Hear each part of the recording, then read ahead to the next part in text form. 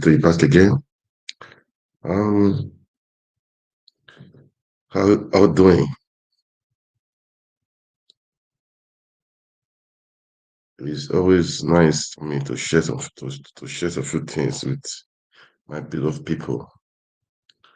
Please, as you watch, kindly like, share, and make comments. It's good for us to interact. All right. So many things happen in Nigeria, and we are concerned about our country. We keep on speaking and talking about our country because that is what we need to do. That's what we have to do, and we just have to do it. Okay, we just have to do it. That is the thing. Um, I heard the Abuja airport was paralyzed today because of NSC. They are protesting. They said they blocked the road to the airport. So many things, but because the NSC, the guy was assaulted in Imo State and nothing was done. The people that assaulted him, nothing was done. The police didn't do anything. But anyway, that's just by the wayside. Where um, today, I have been saying politicians, they say in politics, no permanent friend, no permanent enemy. They always say that, okay? But for me, I believe a politician is for service, okay, to serve the people. That's what I believe in, not like permanent friend, permanent enemies. I don't believe in enemies. Have you have to create an environment to relate with people. Yes, I will know that definitely in even Jesus Christ was crucified, despite what he did, despite for the healings and the miracles. Who killed him? It's not the same people. We definitely those people that killed him, they would have had somebody related to them that received miracles or something. You know? But it's all the same. That I believe we have to make things happen in Nigeria. It's good that we take Nigeria back. All right, we have to take Nigeria back. Today, I saw a video of footballer and Wike. You know, mm, I heard they are not just causes, the first cause they are very close. I think the sister of I don't know of Wike is the mother, is footballer's mother. So that means it's a family affair, man. It's a family affair. That means they are very close. Despite what is happening in the public, they will know where to settle it. Okay, and they met in church. Let me just put the video. Let's watch it. But definitely today, I'm going to people have making comments as per what His Excellency said that will be on the SUVs, so many things. I will play the analysis of what Arise News did. Right now, we have elections coming up in just if in a few days' time in Kogi, in Bayelsa, in Imo State. I heard in Bayelsa State that the Labour Party chairman is working with the PDP um, aspirants. How true is that? I heard the guy collected 100 million bucks from the PDP guy to be working for the according to the if I have the time to play the video, because the guy, the aspirant on the Labour Party was on Arise TV. I watched a little bit of it.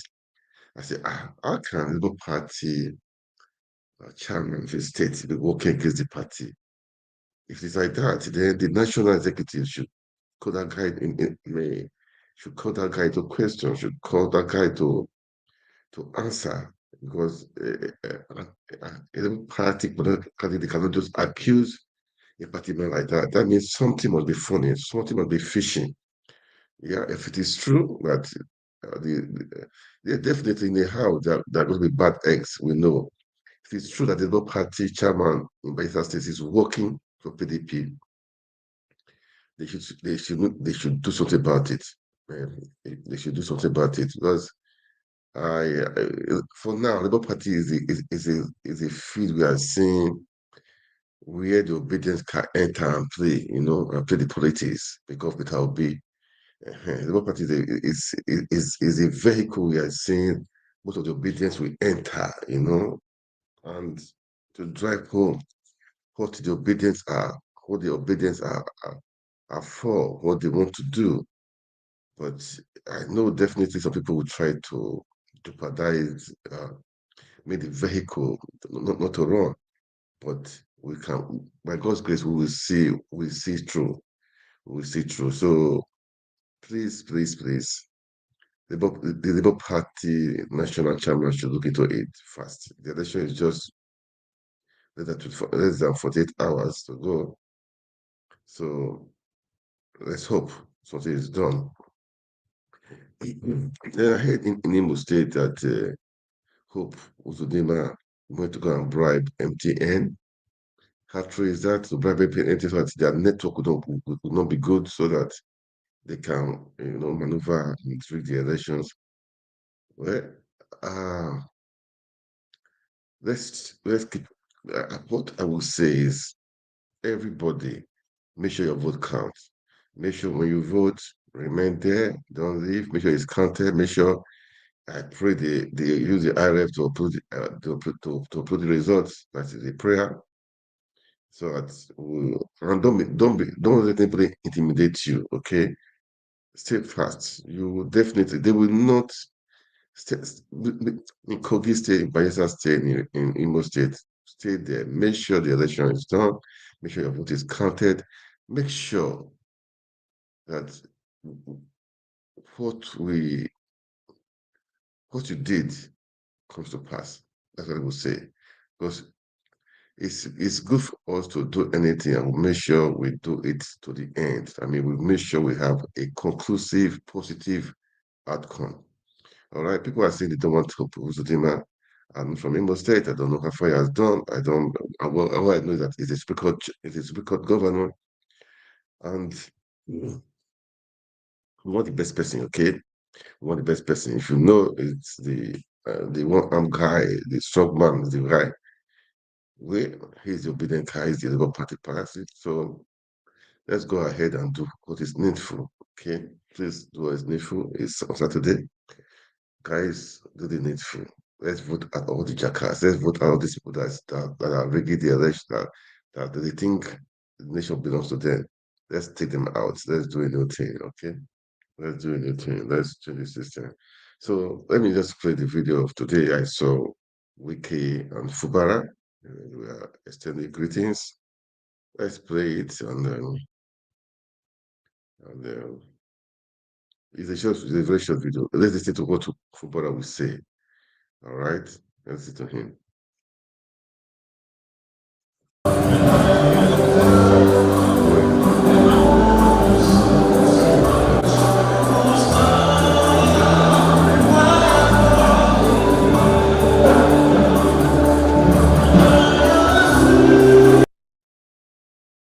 Just one moment, please. Just one moment. Let me do it properly because it's not doing well right now. Let me do it properly.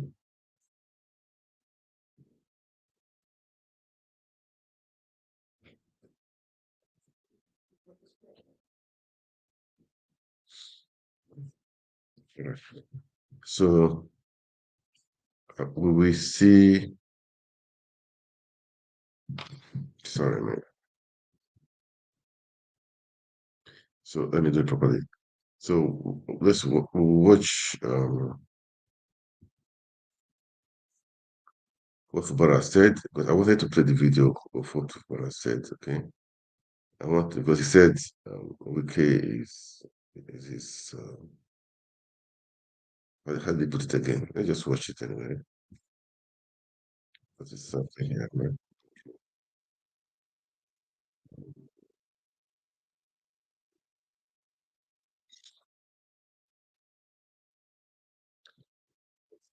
Oh,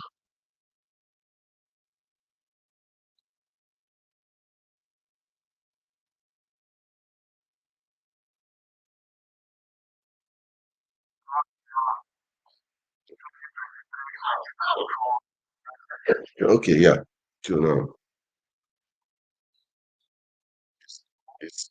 it's good now. It's good now. So, um, sorry guys for that. Okay.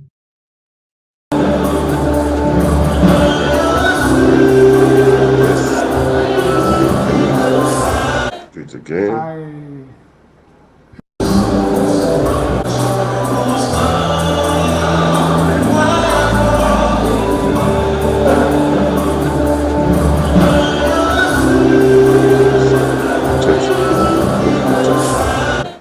I feel very honored, honestly speaking, to be in your midst today, to be the one,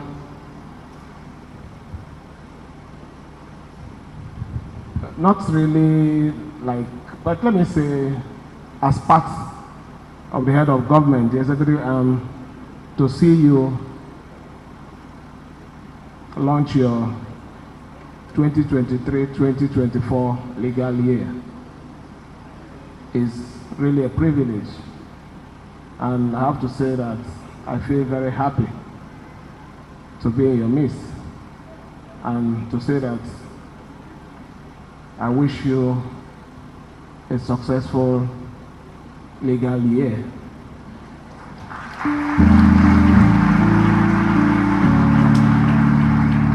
It's important to say a successful legal year. For the past 1 week or more, we've been hearing the negative stories. At least for once, let us hear something that is different from the bad news. So I feel happy. And I have to say that I'm even overjoyed that my Oga is here with us. So I have to welcome you specially for coming to cheer us in this event. I wouldn't say much. I just request that everyone should continue to pray for us. It's been a trying time, but I know that this phase will pass.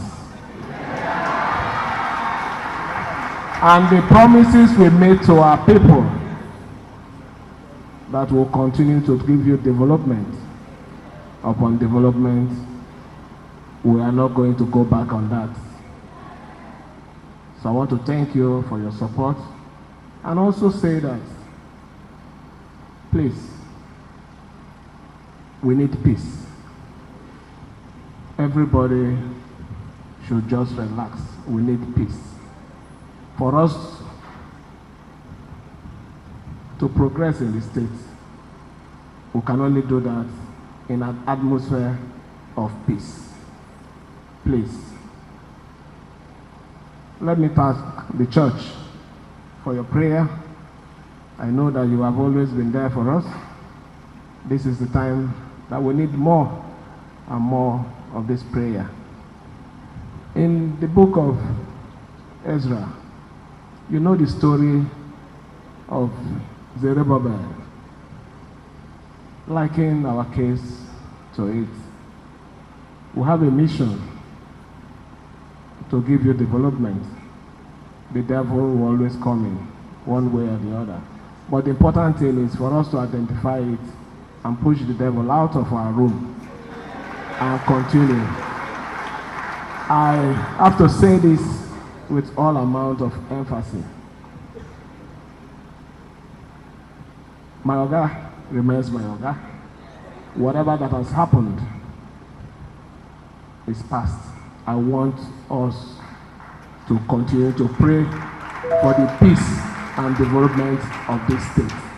Please, I'm begging, I've not sent anybody to malign anybody. That is the truth. So I'm appealing to you, please, let's give peace a chance. Thank you, and God bless you all. That was Fubara, the governor of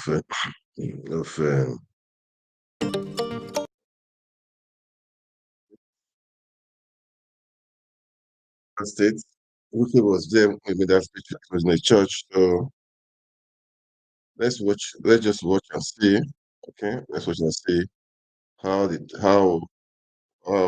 how it will play out. Okay, because it's politics. I mean, and they are related also. So let's just watch how it will play out. All right. For me, both of them, Wike rig the election and Prof. Bara in. It's to the people. It's to the mandates people, the people's mandate. So let them fight it to the end. That's not really my business. Right now, um, it's the election that's going up in Kogi. Guys in Kogi, Bayelsa, you must do your part. Will, the accusation of what the LP candidate in Bayelsa State, what he accused the Labour Party chairman in Bayelsa State. If I have the time, I'll believe it. But before then, with what happened in with the reactions of Peter Obi's comment during the World Press Conference, what he said about the SUVs, at times I sit down and say, what is happening in Nigeria?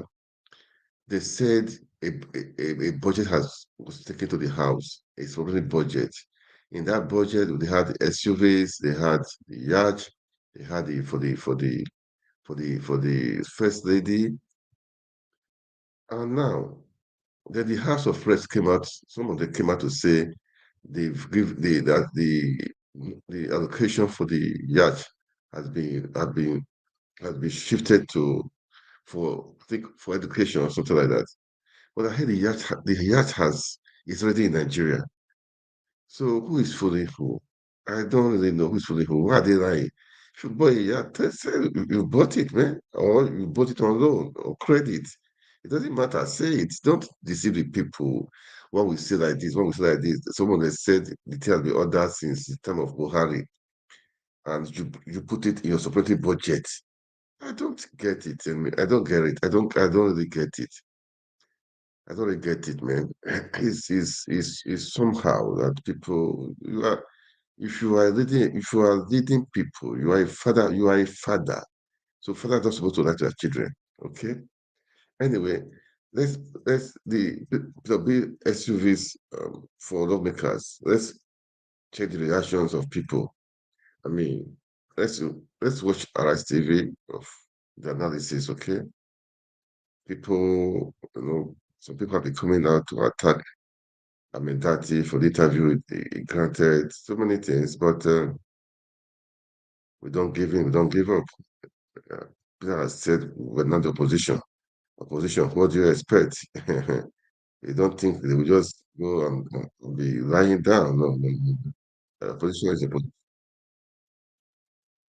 opposition. So opposition is opposition. That's how it is. That's how it plays. Okay. So,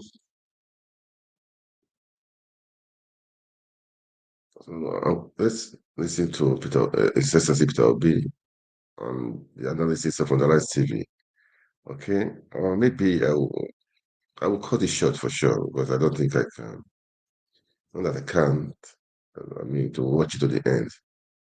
Okay. Let's watch this one now. Okay. Uh,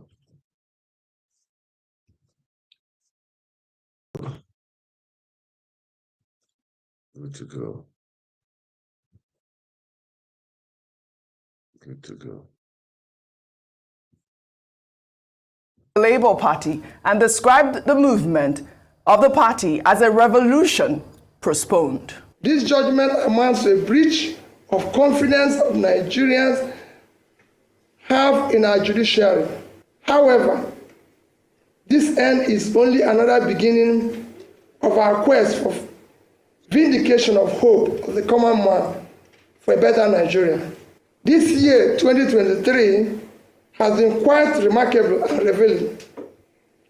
INEC displayed incompetence in the conduct of its statutory duties. It has one thing that has gladdened my heart in course of the struggle in the past 18 months. It is the passionate desire of our people, especially young Nigerians from across ethnic and religious divides, to construct a new and restructured Nigeria that will work for all Nigerians. The energy and dedication of Nigerian youth and obedient movement have been simply amazing. Going forward, we in Labour Party and the obedient movement are now effectively in opposition. We are glad that the nation has heard us loud and clear. We shall now expand the confines of our message of hope to the rest of the country. Well, the presidency, in reacting to Peter Obi's press conference, stated that Obi should find another worthwhile vocation and stop casting aspersions on the integrity of the justices of the Supreme Court for affirming Tinubu as winner of the February 25th election. Bayo Ononuga, the president's special advisor on information and strategy, in a post on X, accused Peter Obi of being delusional to believe that he could have won a national election where he ran a divisive and polarizing campaign. His statement reads in part: at the press conference where he tried in vain to gaslight Nigerians with false claims and innuendos, Mr. Obi contradicted himself. Here was a beneficiary of judicial pronouncements in the past, now castigating the Supreme Court because its judgment did not go his way. He made false allegations of rigging and other electoral malpractices, yet could not produce any evidence to back up his claims at both the Court of First Instance and the Apex Court. We expected the Labour Party candidate to know that the Supreme Court or any other court does not give judgment based on public opinion and mob sentiments. Judicial pronouncements are based on evidence, precedents, and the rule of law. Obi should have congratulated President Tinubu for his victory and pledged his support in the spirit of statesmanship. But instead, he brought up extraneous matters that he thought the Apex Court should have considered to declare him the winner. In our view, the drowning Obi, just like Atiku, was merely attempting to hold on to a straw in raking up new allegations which exist only in his imagination and that of his hordes of supporters. Well, of course, you know, Rufai, Peter Obi has a lot of supporters, and they went after Bayo Ononuga on this tweet. I got a lot of reactions, people just attacking Bayo Ononuga's tweets. Some people were even saying, I mean, what sort of campaign did you guys even run? What were your messages? Let me just take one tweet. The State House should rather quit from agonizing over this World Press Conference. They should rather focus on the message and leave the messenger alone. He raised quite some pertinent issues that if the State House was sincere and people enthroned would have taken cognizance of. Issues like why we allocated such ridiculous amount of money to the office of the First Lady, an office that has no constitutional representation. But no, as always, the State House has left matters of significance prominence to start raving over the love Nigerians have for the messenger and his message. More like the opposition. Again, stop the agonizing, focus on the message. I mean, there was a word there that I couldn't use, but but that's basically what it is. Agonizing over, somebody who has a right to actually speak against what he believes in at this point. So, I mean, Mr. Peter Obi has 100% every right to speak against, the electoral system. Yeah. And he just enunciated at this point, and he said many things there. And the reaction by Mr. Bayo Ononuga was just missing the point and unnecessary. I mean, if you're attacking him, attacking his supporters. But we can also flip the script and remind Mr. Bayo Ononuga how he started ethnic baiting. And that thing you just said is correct, because he made that mention of that. This was the same Mr. Bayo Onanuga that wrote after the elections. He said this should be the last time people from a certain ethnic group that have been in Lagos for tens of years should never, I was talking to the Igbo, should never participate in the election. Mr. Bayo Onanuga said all sorts of things that were very, very bad during the election period. And when we say people that did rabble-rousing, he really did a lot of it. But, the elections are all over. Nigerians will try to heal from all of this. But what are the substance of the things Mr. Peter Obi talked about? He talked about the need, for public opinion in society, which we cannot discountenance, which is very strong, which is germane. He also talked about, the judicial system. And Mr. Bayo Onanuga saying that, the judicial system favored Mr. Peter Obi before. Yes, he made a point there as regards that. But we also sit down here and see a lot of judgments that have come out during this electoral period. Judgment here and there, the discrepancies, the differences and all of that. And it takes a lot to study. But we can't keep dialing and looking at the past. In moving forward, what are the things we ought to do? Yeah. He put forward some suggestions. He talked about things like a 5-year presidency tenure. Dr. Abati has enunciated the fact that Goodluck Jonathan has talked about it before now. Birthday boy has enunciated that fact, and probably how we can truly restructure this country to make it fit for purpose. But also, I would also add, by seeing how we can go back to the National Assembly to fix those laws, those lacunas in the electoral laws that made politicians able to wriggle their way through. And really have real conversations about the reform of INEC. Are we going to adopt the Ways report fully? See, I must have to state this strongly. If it will be that it's still the president that is picking who is going to be INEC chief leading up to the next election, then we are not ready yet. The Ways report has been on for a while. It's time for us to fully implement it. This is the time for you as citizens to also call the lawmakers and say, these are the things we want you to push in the House for us as regards electoral reforms. Also, I talked about the fact that the opposition too should come up with ideas. So opposition is not just about criticizing the government on ground, but what are your counter ideas to what they have? That's why, yes, presidential candidate of the Labour Party, Peter Obi, talked about the office of the First Lady and all of that. That should not be the case.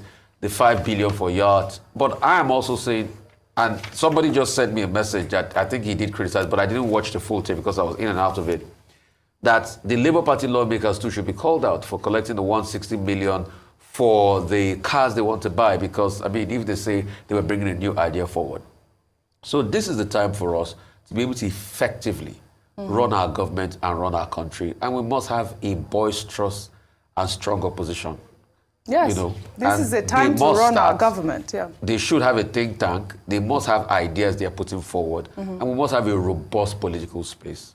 And please, we'd like to beg all the actors, stop ethnic baiting. Yeah. Please, stop ethnic baiting. Don't destroy this country. Don't set it alight. Yeah. Put your ideas forward robustly and let people enunciate on those ideas and debate on them. Yeah, we must have a robust governance process at this point, and that's also the rhetoric on a lot of reactions that I have seen. I'll just take this one for laughs. This is from Ben, who wrote, responding to Bayo Onanuga's tweet, he wrote, 2 questions for you, sir.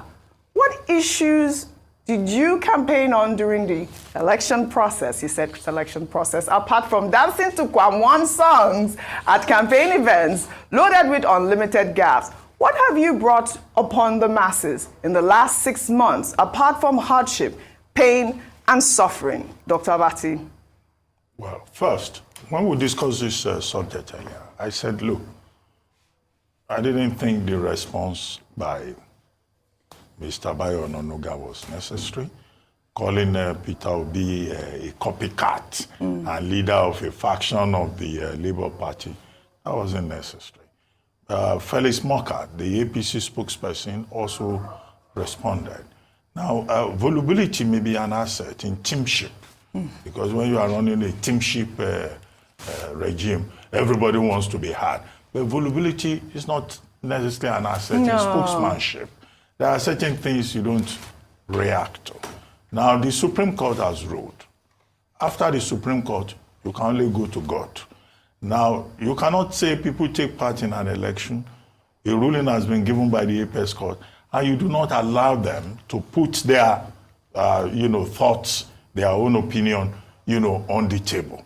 So whatever Mr. Peter Obi said, it was perfectly within his right to make those claims and make those statements. Not that it will change anything, but at least he has made his feelings known. And what did he say? He said, look, the Supreme Court, didn't go by the law. And even if it went by the law, it was more interested in technicality rather than acting as a court of law and a court of policy. Okay? Right. Nobody can take him up on that. It is his right. And he said, look, the Supreme Court also overlooked fresh evidence that came. Yeah, he says public opinion is more important. Well, the Supreme Court said it acted within the province of the law, because the Supreme Court is not a marketplace where the mob will come and impose its own views. They will follow the law. If you disagree, well, that's the law. Only the Supreme Court can reverse itself. But his opinions are valid. So in other words, Mr. Abayo Ononuga is also saying, oh, he expected Mr. Peter Obi to congratulate President Tinubu. Well, Waziri Atiku Abubakar has not congratulated him. Mr. Peter Obi has also refused to congratulate him. It is entirely within his prerogative to make his own choice. Absolutely. In the matter. So abusing him for not congratulating, no, that is taking the matter too far. However, there are more substantial things that both Atiku Abubakar and Mr. Peter Obi drew attention to. What is this? Both of them are saying we should now have a single term. Atiku Abubakar recommended 6 years for the presidential position, and I guess the same logic goes for governorship. Now, Mr. Peter Obi says he prefers 5 years, so that within a space of 30 years, there will be a resolve on the part of Nigerians that all the 6 geopolitical zones should go round, so that all of us can have a sense of belonging in that presidential villa. Not that some people will take it for 8 years, then they will hand it over to another part of Nigeria for 8 years. That's a concrete issue that both Waziri Atiku Abubakar and Mr. Peter Obi have put on the table. And I made the point that this is not new. This was what President Goodluck Jonathan recommended years back. But at that time, the thing was rejected on the basis that, President Jonathan was looking for a way to do an additional 6 years. Is that an issue that we can begin to look at? That's number one. Number two, there are issues that have arisen from this whole electoral process and the various litigations with regard to sections of the Electoral Act, with regard to the Constitution. Now, the way we can move forward is to identify those particular relevant sections and begin to debate them so that the relevant bodies, the National Assembly, can amend the law accordingly. Because the job of deepening the electoral process in Nigeria is not a finished business. It's a continuing business. It is a journey. Absolutely. It's not a destination, as it were. The destination that we may only talk about will be the integrity of the process itself. Number three, Mr. Peter Obi says it's not as if anybody is going to drive him away from politics. He and the obedience, and I like the way he identified the obedient movement. That's, him taking ownership of the obedient movement publicly. Yeah. And this is my first time of seeing him doing that, at a very serious occasion. Yes. Now, he says they are going to go into the opposition. Yep. Now, that's what we expect, that they will provide quality opposition, criticize government, but constructively, offer alternative ideas where necessary, and remind Nigerians that governance cannot be left only to the people who are in government. All of us will be in this matter. And this is why the media is also important. We are not opposition. We are just professionals. Finally, he was recommending a quasi-parliamentary presidential system of governance, saying that those in leadership positions must also be involved in the legislature. Now, that's like a parliamentary system. In some countries, you have a mixed system where you have presidential parliamentary. And it's not a fresh idea. Some people have also suggested that in the past. Can we also look at that? So we should focus on the ideas at this point and stop focusing on calling people a copycat, this and that. At the end of the day, Mr. Peter Obi is a citizen. Yes. And he has rights under the Constitution. And those rights include expressing his opinion about how Nigeria should move forward. I love it. Both of you, well done. A great advocacy for moving Nigeria forward. We'll head over to Abia State now, where the governor of the state, Alex Oti, has commissioned major roads. Yeah, guys, I play that to it's the reaction of some people regarding what Peter Obi did. I mean, he said do the press what press conference. There was another thing that Fanny Kayode said that as per the what happened. What happened during the conference? You know, at times I look at people. These people that are hungry, they can just wake up and say anything. Was he not convicted? There's always that Fani Kayode used those some years ago on Tinubu, calling him a drug baron. He can never be on the side of Tinubu. That guy used so many insultive ways of Tinubu, seriously. But now he's not the defender of his own shit. I mean, of the FX. I use the word shit of his own what he spoke against. You know, some people are just like that. They are neither here nor there. They anywhere but their face, anywhere that that would be good for them. They just, I mean, they would think that would be good for them. They cannot stand for the truth. Why not just be a man and stand for the truth? I know the way you condemned Tinubu those some years ago, how you called him names for a forger, a drug dealer, so many things. But now you're not defending him. Even First all of them. Is it wicked? That said he'd rather stay in PDP that has malaria that will go to that will go to APC that has cancer. Is that working for the APC that has cancer? You know, these leaders, these politicians are just after their own. They are just after. That is why we are saying to take Nigeria back is a long war. Okay, and Peter Obi is a person of saying that we can that we can really count on us, but to take Nigeria back. That is why, for me, I'm saying we don't give in, we don't give up, okay? And they said that just now, this guy was saying, after Supreme Court, what SAG is God. Well, God is the ultimate, but the voice of the people, the voice of the people, the voice of the people is I mean, is quite loud, The people they knew what they wanted and they voted, and people and some people that felt they have the power and the money, they stole the election. That's too bad. That's too bad. But Nigerians know the boy's in your court, the country belongs to you. You take it back or leave it. Nigeria is now or never. We have to make it work. We have to make it work. We should not give in, not give up. So everybody out there, I will continue to say this. Please, please, please. This struggle continues. It continues. It's just the beginning. Really, I don't really expect. We should not just expect under 18 months. I mean, so to say, to just dethrone those people that have been there for years. That they have built.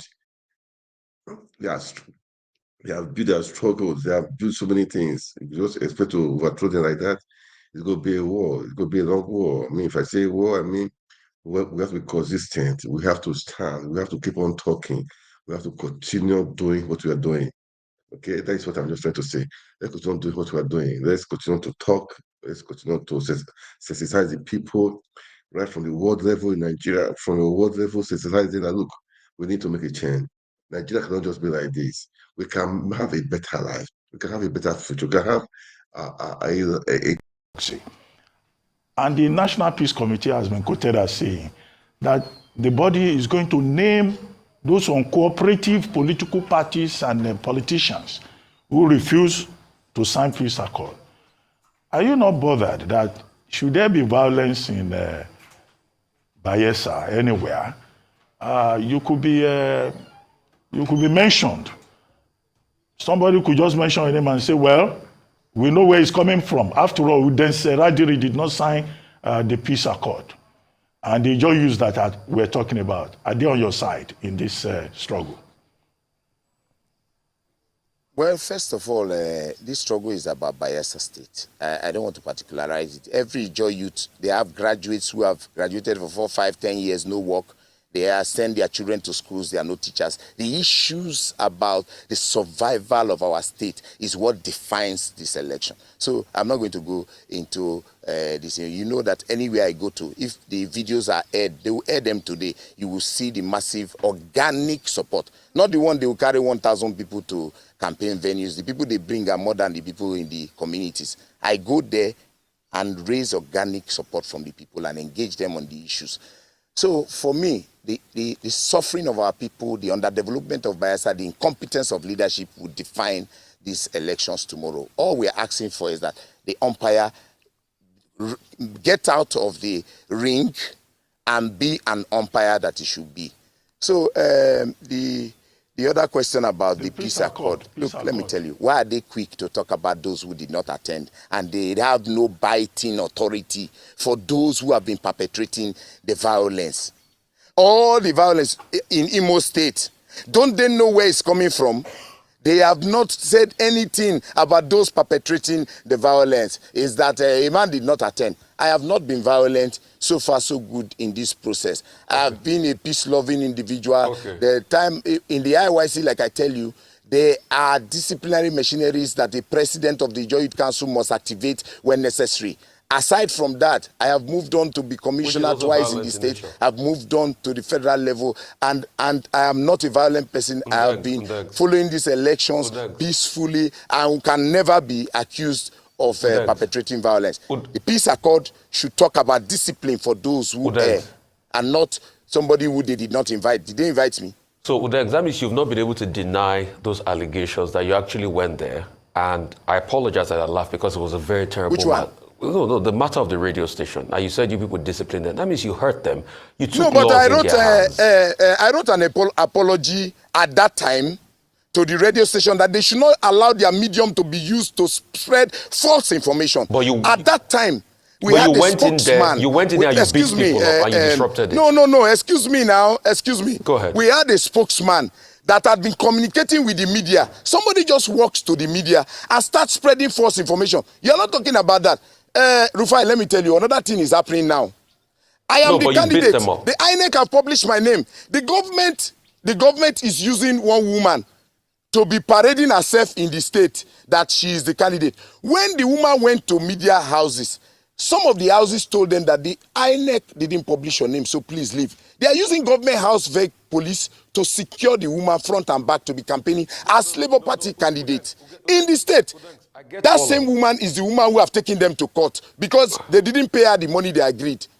So in that case, will a media house, knowing fully well that there's INEC, go and be publishing the name of another person when INEC, the authority, have published? So that media house is also culpable. So Udengs, let me tell you, you see, as a media house, we are open to all sides of views. And I'll tell you one thing that happened recently. There's a dispute in the IYC, and I remember somebody came to parade himself as head of the IYC.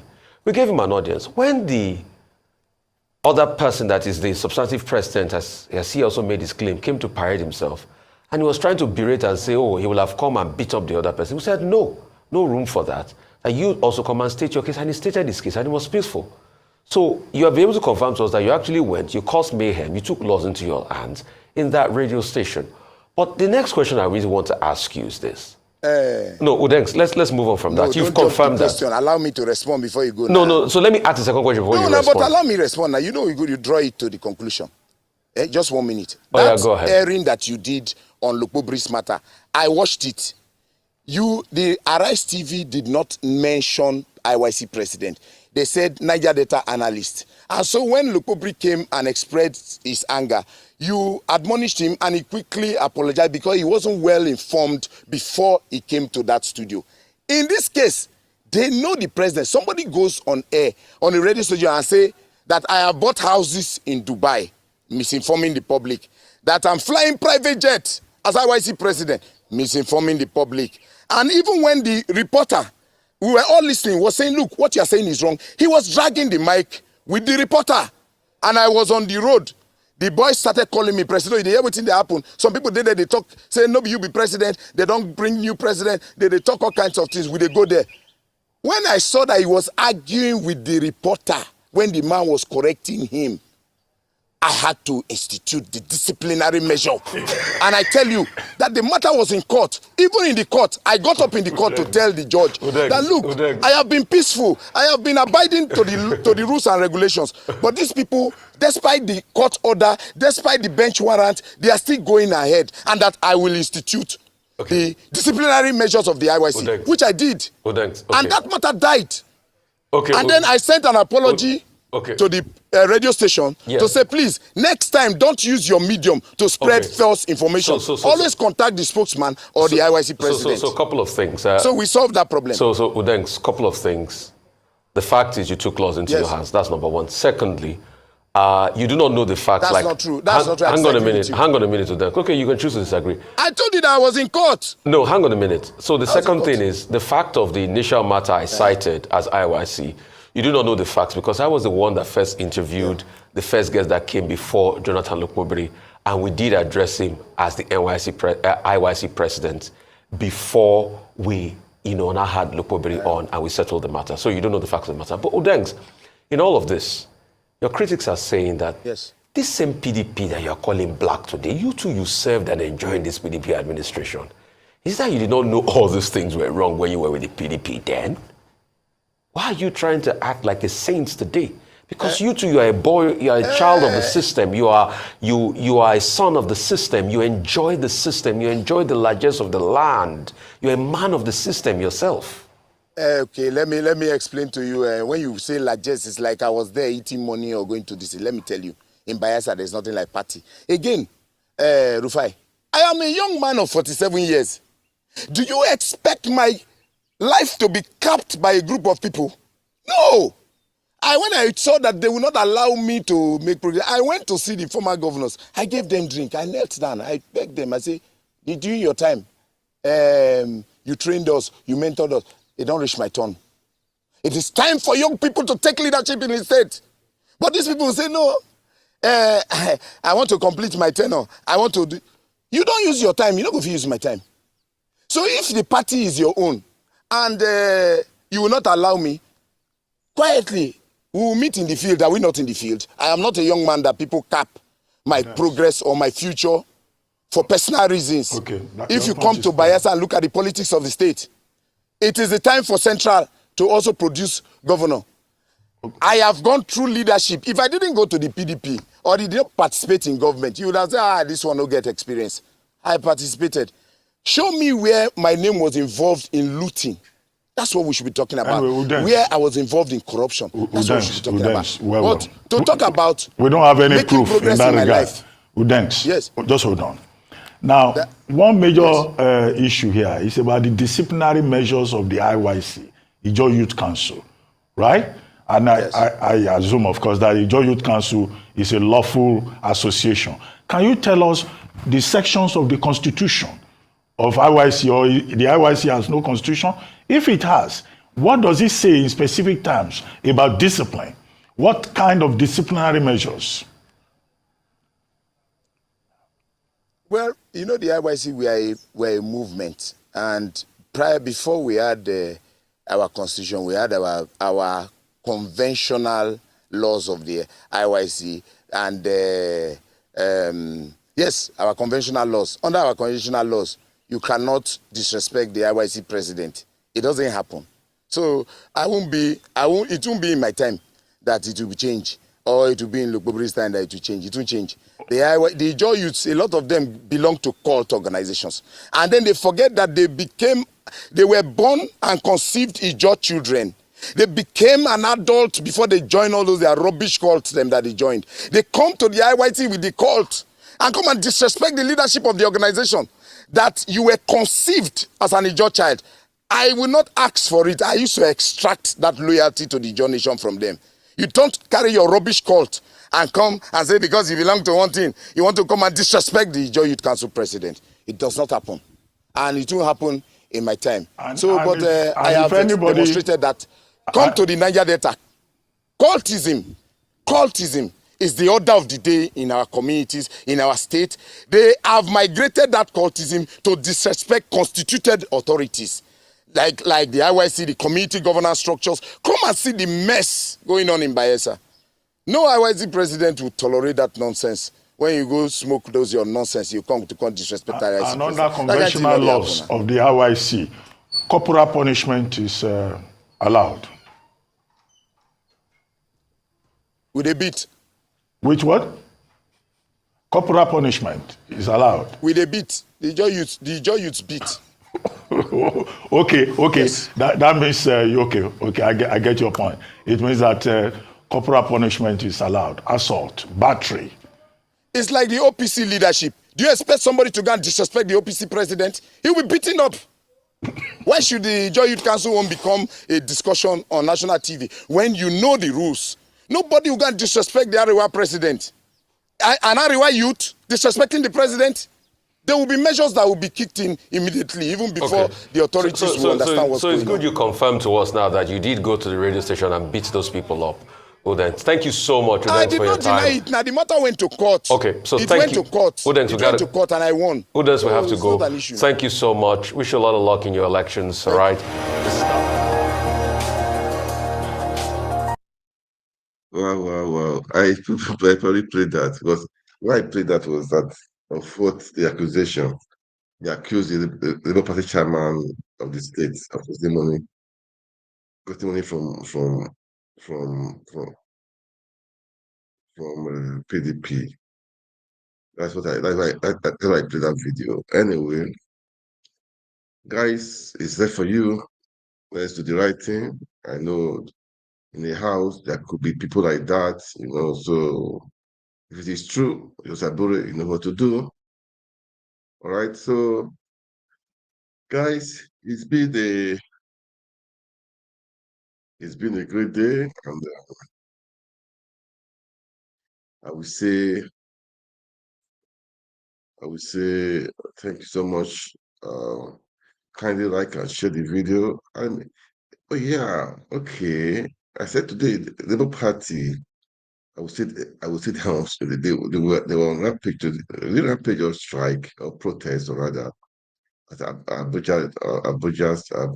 They obstructed the flow of traffic. So I heard they wanted to enter the airport, but they could not enter the airport. So many things happened. I don't know.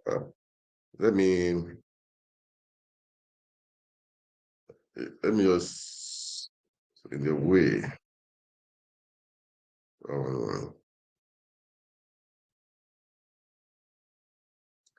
Let me just in a way.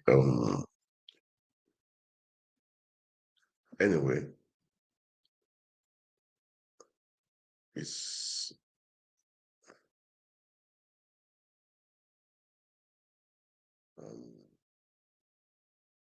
so today the Labour workers they were protesting.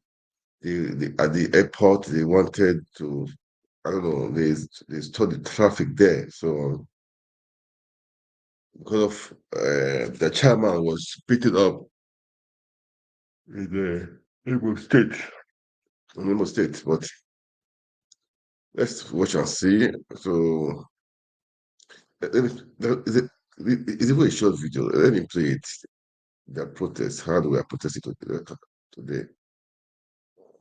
This was the protest. It was a short video.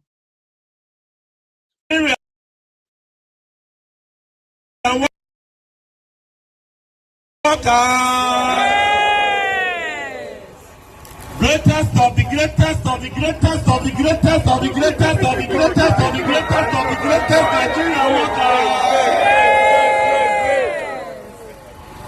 Yes. The peace-loving Nigerian workers. We are here again this afternoon to demonstrate our displeasure for what happened to the president of the Nigerian Labour Congress, the people's president. That is the president that we know.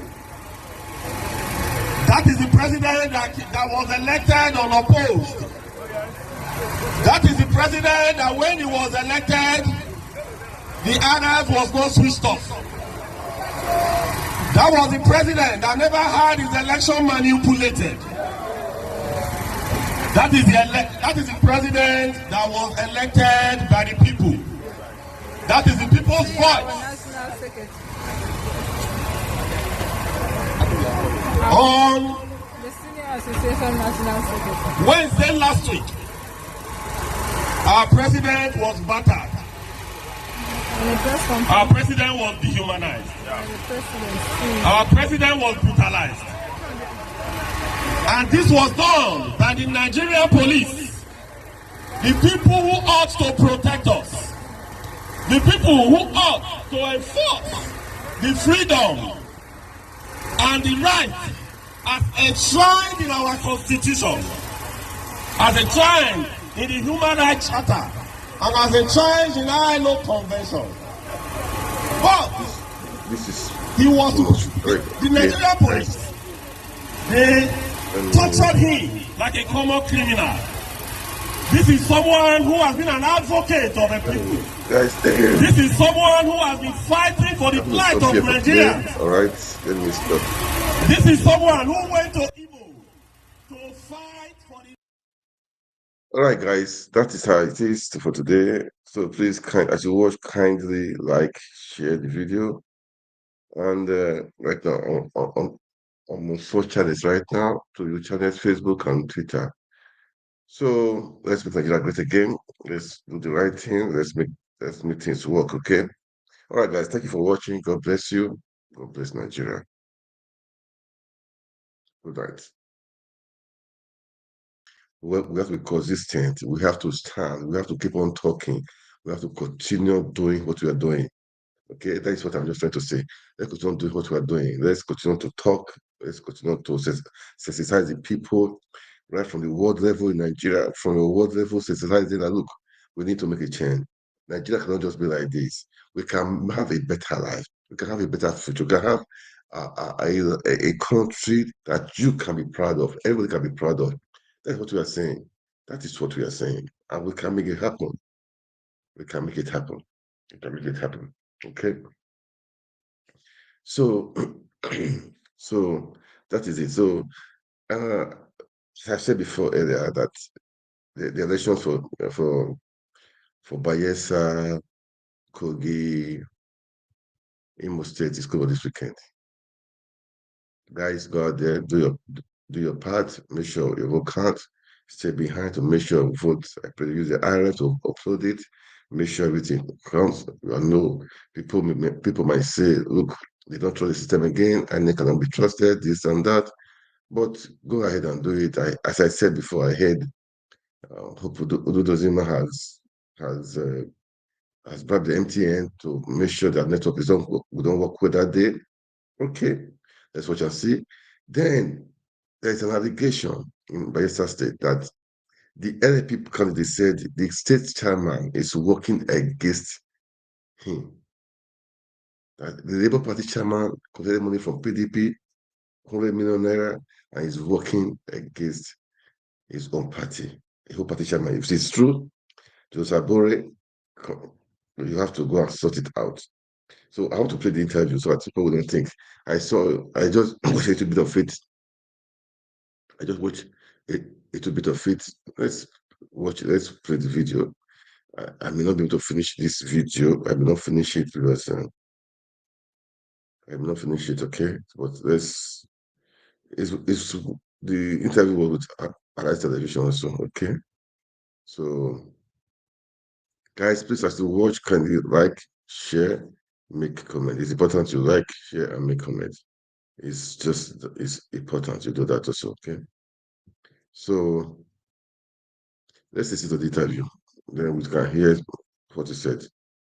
To see me on this election, and they talked about peace accord. And I asked them, I said, why am I going to even be signing a peace accord when at the end of the day, actors in the same peace accord are being found wanting their neck and hands and neck deep in the crisis, bloodshed that took place, those same people are given red carpet when they visit your country. So for me, I don't attach any importance to it. If I was notified, I would have been there, but I would have heard this opinion before I got there. Yesterday, I was in Udi to campaign. Some people came and told me that it was a PDP environment that I should leave the town. And when I saw that if I engage them, I would create conflict, I said, okay, well, let me leave. Well, the second thought, I said, wait, why should I even leave? And I insisted, and eventually people came out because my parents already also have knowledge in OD. If I did not chase the governor when he went to my place, why should somebody chase me in his place? And eventually I had that engagement peacefully and left. They are promoting violence. They will give you all kinds of disposition, but they know what their people are doing. I have been very non-violent in this engagement. I was to go to Basambri. I was actually in Ogbolomabri when people said, oh no, I shouldn't come to Basambri. I said, why? I want to be governor of Bayelsa. I will go. In any case, I don't move with policemen and all the guns and everything. So I walked in there and I had a fruitful engagement with the leadership of the community and left. So for me, I didn't miss anything. If I was there, I would have signed, but I would have made this opinion clear. Thanks. Please tell us more about this violence and this stockpiling of weapons, number one. Also, I want your reaction to a certain, political stakeholder that was saying during a campaign about killings of a certain political party in this election. Also, I want you to clarify that area. Is it that the Peace Committee office did not get this message across to you on time? I just want you to clarify that area. But tell us more about these arms that they're stockpiling and this violence that they're trying to mete out so that let the world know about it. There is a particular militant who is close to the PDP government, ex-militant, who at a point was living in government house. I got the report this morning. What's his name? And of course, as a former IYC president, anything that... What's his name? What's the name I won't mention his name for obvious reasons. Okay. No. I won't do that on air. Okay. For obvious reasons. The information came to me, the intels came to me. And this morning, I have called the security agencies. Some of them are aware of it. They are stockpiling arms to intimidate voters. To say, if you are not voting for a particular party, you will not vote here, we will kill you, we will do this. These are the things that they do. They will isolate those who are non-indigenous and say, this is our place, we will not allow you. And they use that as a means of terrorizing voters to the advantage of a particular party that they support. I have reported to the security agencies and they are dealing with it. The issue, or I hope that they deal with it, the issue of the peace accord, I didn't get a letter. Usually they notify your party. But you see, my party chairman, just yesterday they did a press conference. After collecting 100 million naira from the governor, they started the sharing formula, started creating problems. Really? People like us, I knew from day one. I am not doing a party. So your party chairman collected 100 million from the governor.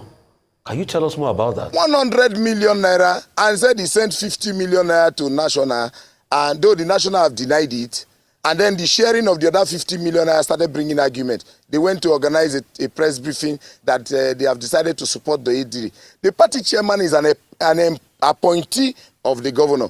Right from day one, I knew, and I had blown this alarm before, that these people are not working for me.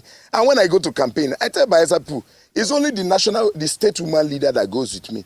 The rest have given me conditions. I should bring so amount, I should bring so. I don't have that kind of money. I didn't come here because of money. I came here because of the issues that affect my people. And so far, so good. I have been supported by my friends and my business. I'm an engineer, I practice. From there, I've been able to battle them to this point. All overtures to get me out of this race have failed. They spread all kinds of rumors. Oh, he has settled with you then. We have settled with him. He will work with us. They paid them 100 million. The argument is on. They are fighting now. The chairman has left town. I have reported to the national chairman. I have raised a publication to that effect. And they are dealing with it. For me, they are not important. They are going to be distracting me in this election if I focus on those. So you're saying your party... party... We have known them to be most... So you're saying your party... So you're saying the Labour Party... So you're saying the Labour Party in your state is already compromised, that the party chairman has collected 100 million and they are not working for you. I want you to talk about your reaction to the MacIver statement. They did it to Obi too in your state. Tell us more about that, please. They did that to Obi. In Bayelsa State? Tell us more about that. I feel sad. I feel sad about the statement that was credited to Joshua MacIver. I think that sometimes emotions will make people not control the kind of rhetorics that they use. That alone have removed a lot of mileage from the support that they used to have. I am aware that brass people have already called their deities, calling on anybody who comes to perpetrate violence to be punished by deities, for those who believe in those things. But you see, that kind of statement is not encouraged. And if we are talking about violence in this election, and you are saying I should come and sign a peace accord, if somebody makes such statements and people are not seeing practical steps taken by the authorities to apprehend such, then you are going to be leaving people to resort to self-help. Because if such statements can be made and no action taken, for me, I feel sorry for the governorship candidate who didn't do a proper consultation before he went ahead to pick the person of Joshua to be coming up in public to making such statements. You saw the statement he made with respect to his incarceration. For me, I thought that was very irresponsible for anybody to say, let alone a deputy governorship candidate. I condemned it in totality that you call for such violence when so far so good. Bayelsa elections, or not until recently, had been seemingly peaceful, apart from what happened in Kolokuma where PDP... Yes, sir. Udens, you are accusing the chairman of the Labour Party in Bayelsa State of collecting a bribe of 100 million. Do you have any proof? And then two, how do you hope to win the election? Or you are just in this just for publicity purposes? If your party is not with you, how then do you hope to win? You can't be... Are you doing one-man campaign? How did you get to this point whereby members of your own party are not with you? I have the entire ward's local government chairman with me. The state ESCO right from day one, they sold Obi-A out now. You are not aware of the issues. And let me tell you, Uncle Ruben, look, even as Iwaju had his party people, some of them who didn't work for him, didn't even win the election. I go to the heart of the people. I go to talk to Bayelsans. The issues here are not about party. They are about the poverty in Bayelsa. I have been, in the course of this election, I have been to virtually every nook and cranny in the state. And I have seen the nakedness of neglect of government to the people. It is the people I'm talking to. They are the electorates. They are the ones that we vote. And so we're expecting all this now. If you have been following what has been happening in the Labour Party and other parties, you will see that some people stand for nothing, so they fall for anything. This 100 million thing had been coming since yesterday, it was if they were blowing each other as a result of the chairman saying that they said the money na 100 million, why you they bring 50 million? He said, oh, I don't send 50 to national. I have called the national chairman and he's making a statement to that effect and that they were going to deal with it. But those are shenanigans that I don't even want to bother me in this election. This election is about Bayelsans. This election is about the survival of our people. And I have been going to the electorate. The chairman, apart from once, he followed me for campaign. He has refused to follow me. And I don't bother about those people. I know them. They will sell anything for money. Well, you know, there's also that perception that the Labour Party in Bayelsa State is working for the PDP. Maybe it's as a result of this. But, you know, let me ask you this. We had His Royal Majesty Dakolo on this same program. And he said, look, as far as he is concerned, the governor, Doyediri, you know, is doing well. But you are saying there is poverty, there is a problem. But, the chairman of the Bayelsa State Council of Traditional Rulers said very clearly on this program that the governor is not doing badly at all. So there are two different. Uncle Abati, what are you expecting from the chairman of the Traditional Rulers Council? The king of the governor received former Governor Silva, and because he made comments about the situation in the state, the governor suspended him immediately. Are you expecting the Traditional Rulers Council chairman to come on air and say, no, the governor is not doing well? Uncle Abati, this kind of question, sometimes it makes me laugh. Because look, let me tell you, those are institutions of state. Of course, you expect that they will say all those kind of things. I am talking about drinking water. I went to Agay. They gave me water to swallow, to wash my hands, to eat a bath. There was mosquito larva in the water. Udex, concerning the water question. Yes. Because I also put the question to the king yesterday when he was there about the water question. And he said it's not only Doyediri's fault that there's no water. That since the state has been created, there's been no water in Bayelsa State. Why is it that it is on Doyediri this time around? That's one question. Number two, I also want you to prove to us as regards, how you said they betrayed Obi. That's another story I'd like to hear. But also there's an allegation here for you that somebody sent. They said while you were IYC, Ijaw Youth Council chief, as you people went to a live program, radio station to beat up One Wisdom, Ikuli and Mike Edekwomo. Can you also react to all of that? And they said gunshots were also rang out. Okay. So just react to all of them. But the story, the proof about how they betrayed Obi and the reaction to what the king said about water, please. See, what is the job description of a governor? Once you are assigned the responsibility of a governor is to break the rock and bring out water. Your responsibility is to provide services that you are paid salary for. In Bayelsa, a governor does a small road that my chest is even wider than. Hey, with the work. What is your job description? What is your job? Your job is to provide water. I am not going to be looking at the past. I'm going to be dealing with the future. I'm going to process water direct from the river. Look, all those are lazy men arguments. There is a problem in the land. You came and got the position. Your responsibility is to solve the problem. And if you are not solving it, then you have no capacity. Incompetence is the order of the day in Bayelsa. The other questions you talked about, the IYC. Look, the Ijaw Youth Council, as an institution, discipline is also part of our responsibility as a leader. Certain area members at a time were becoming unbearable. There was even a court case against them. Every day I was going to sit in the court. They will not come to court. The court will take action. They will go against the court. At a point I warned in the court. I told the judge that I'm a law-abiding citizen. I am here every day coming to court. These individuals are maligning my person everywhere and refusing to come to court. The IYC has a way of disciplining area members. And when they went ahead to further, even when there was a court going on, I had to institute the disciplinary machinery of the IYC. And that disciplinary machinery saw to the end of that nonsense.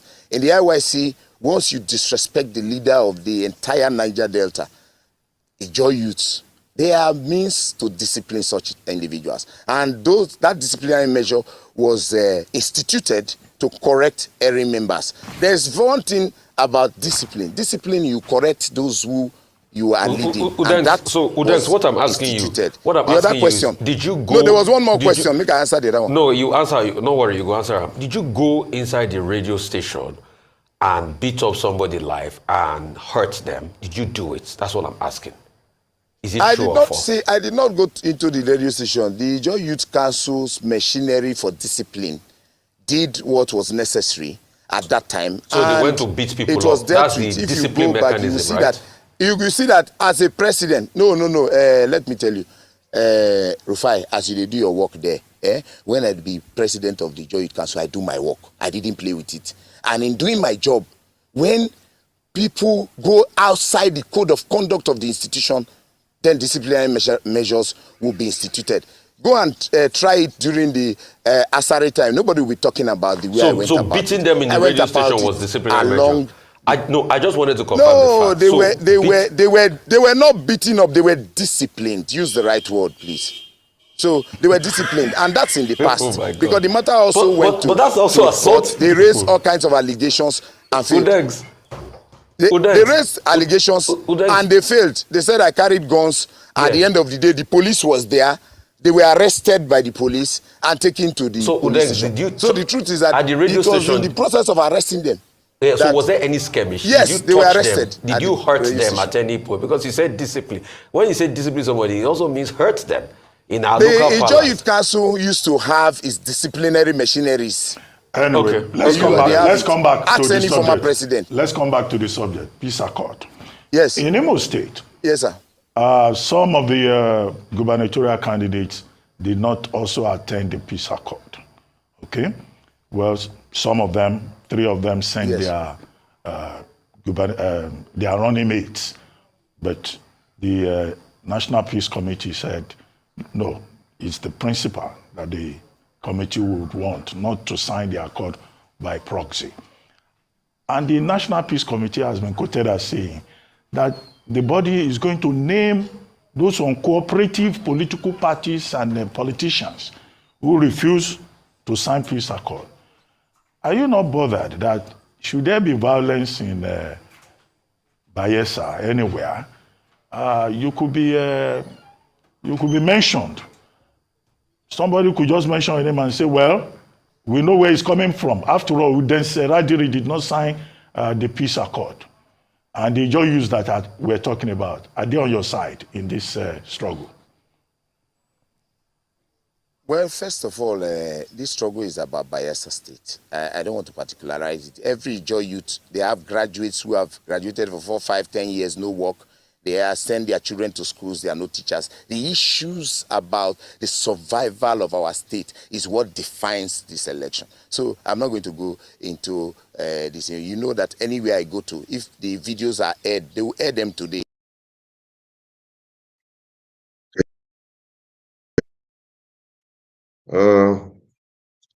It's Diaspora Network. It's been a beautiful day today. It's been a beautiful day today. That is what we'll be expecting. His Excellency came out today to speak. And it was really wonderful. And not just, in fact, both Excellencies, Mr. Peter Obi and his VP, they were on air today. And Nigerians, I just want you guys to have a rethink. Have a rethink. Do you want your country to be how do you want your country to be? Are you happy with what's happening right now in Nigeria? Are you satisfied? Are you impressed with what is happening?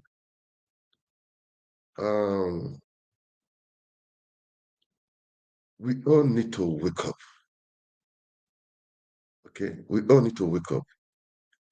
We all just need to wake up. I will play the video of the press conference of His Excellency Peter Obi. It's a long video. We'll just painfully listen to him. Then after that, that he had interview with Arise TV. I will play the 2 videos. Look,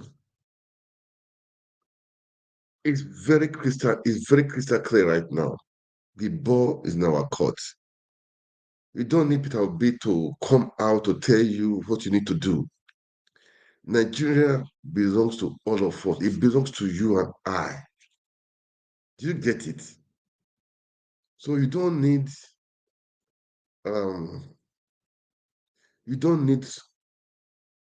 somebody to come and tell you what to do. You don't need it again. You have to take your country back. You have to do it. Take your country back. Take your country back. How do you want your country to be? That is the question. How do you want it to be? It's a question you have to ask yourself and answer for yourself. And Peter Obi today, he was just so, he's a peaceful guy. Peaceful guy. He wants the best for Nigeria. You can see he's a guy that from the heart you can see, you will hear what he's saying. He speaks from the heart. He wants the best for the country.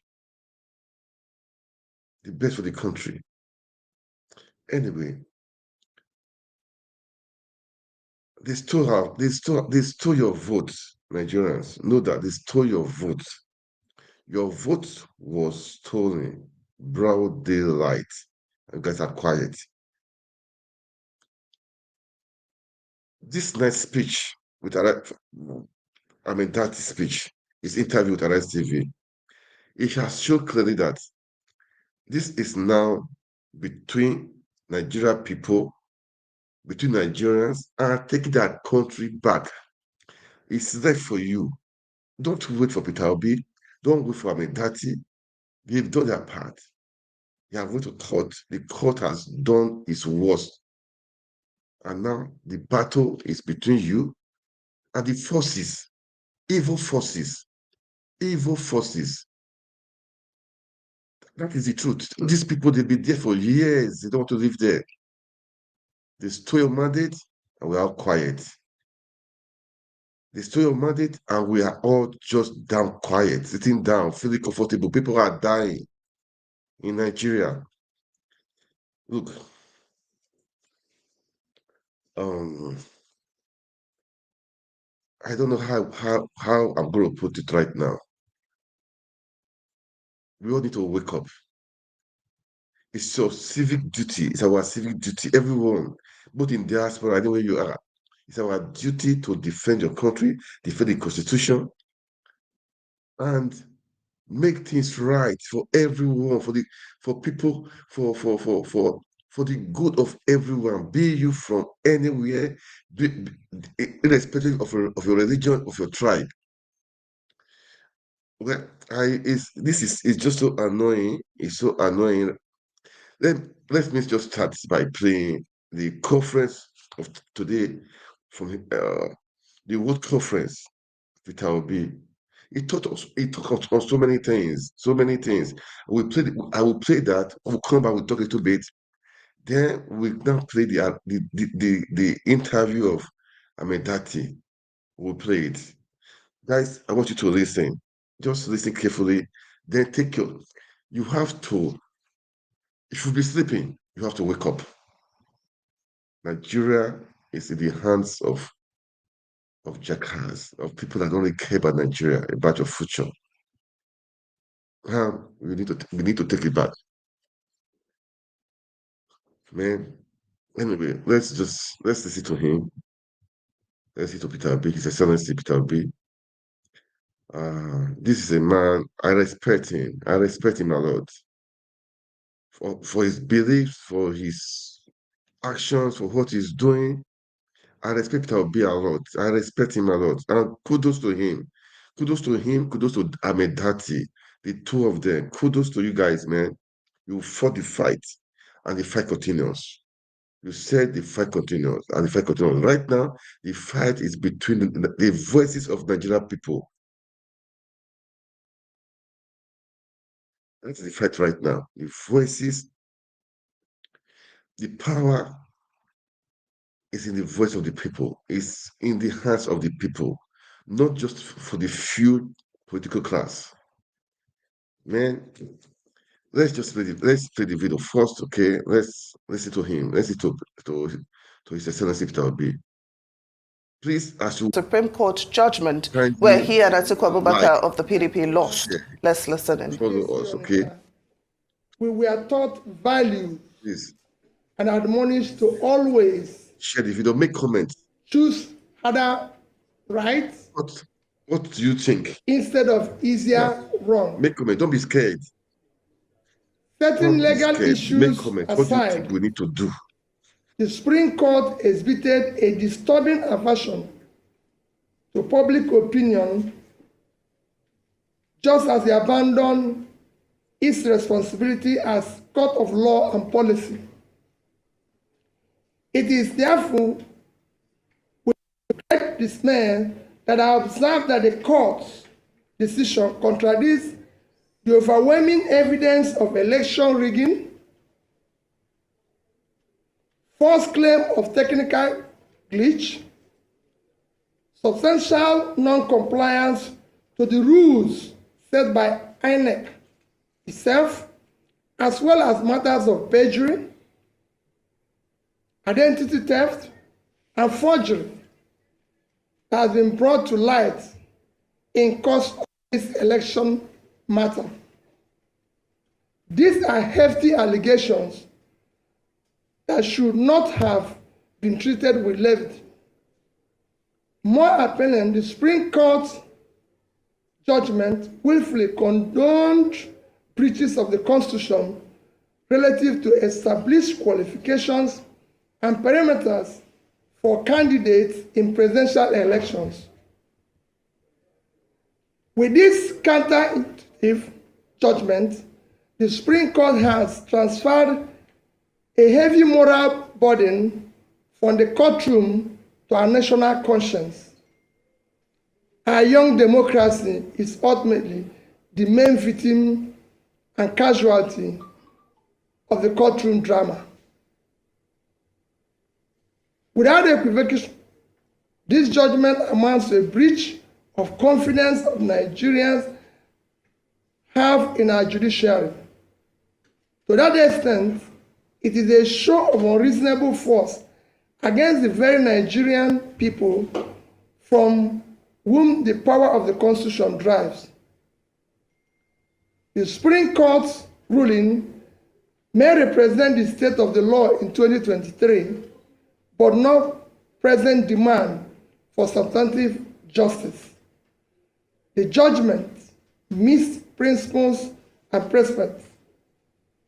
Indeed, the rationale and premise of the Supreme Court judgment have been clearly brought to light by deep, revealing, and troubling valedictory remarks of Honorable Justice Musa Datijo Mohammed,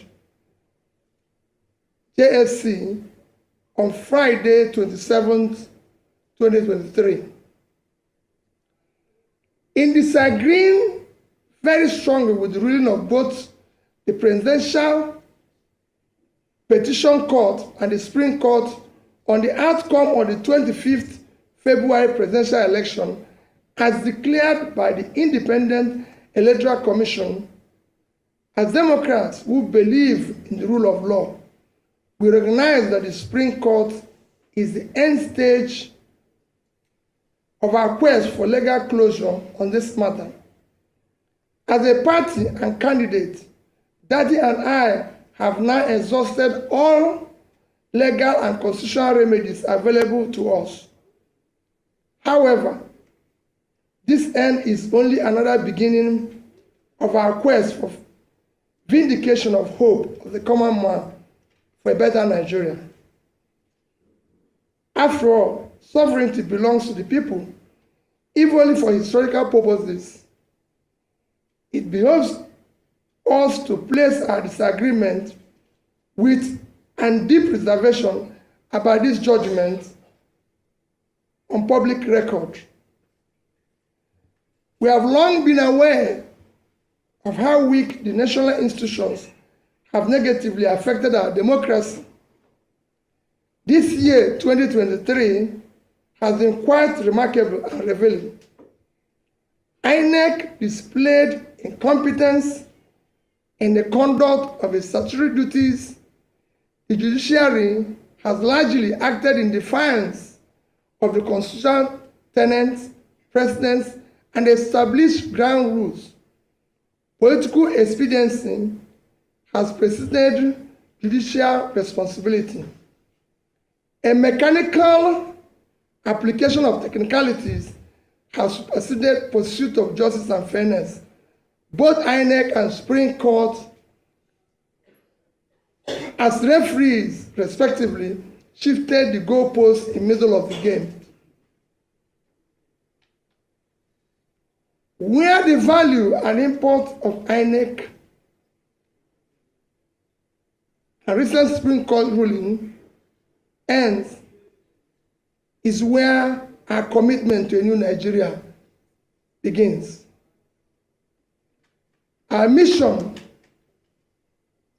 has been more about anchoring a new Nigeria, and it remains unchanged. It is a nation where things will work, where the country will be led from its present waste and consumption orientation to a production-driven economy. Our commitment is to a nation anchored on principles of prudent management of resources, to quickly pull millions out of multidimensional poverty, ensuring transparency and accountability in equitable distribution of opportunities, resources, privileges. In the new Nigeria, we aim to address all unmet needs by showing compassion for all those left behind by the present system. Going forward, we in Labour Party and the Obi-A movement are now effectively in opposition. We are glad that the nation has heard us loud and clear. We shall now expand the confines of our message of hope to the rest of the country. We will meet the people in their places where they feel pain and answer the needs for hope. At marketplaces, motor parks, town halls, boardrooms, university, and college campuses, we will carry and deliver the message of a new Nigeria. As stakeholders and elected Labour Party officials will remain loyal to our manifesto. We will continue to canvass good governance and focus on issues that promote national interest and unity and cohesion. We will continue to give primacy to our Constitution, rule of law, and the protection of other liberties. We will offer checks and balances and will vie robustly in forthcoming elections to elect those who share our vision of a new Nigeria. Given the present national circumstance, there is compelling need for a strong political opposition.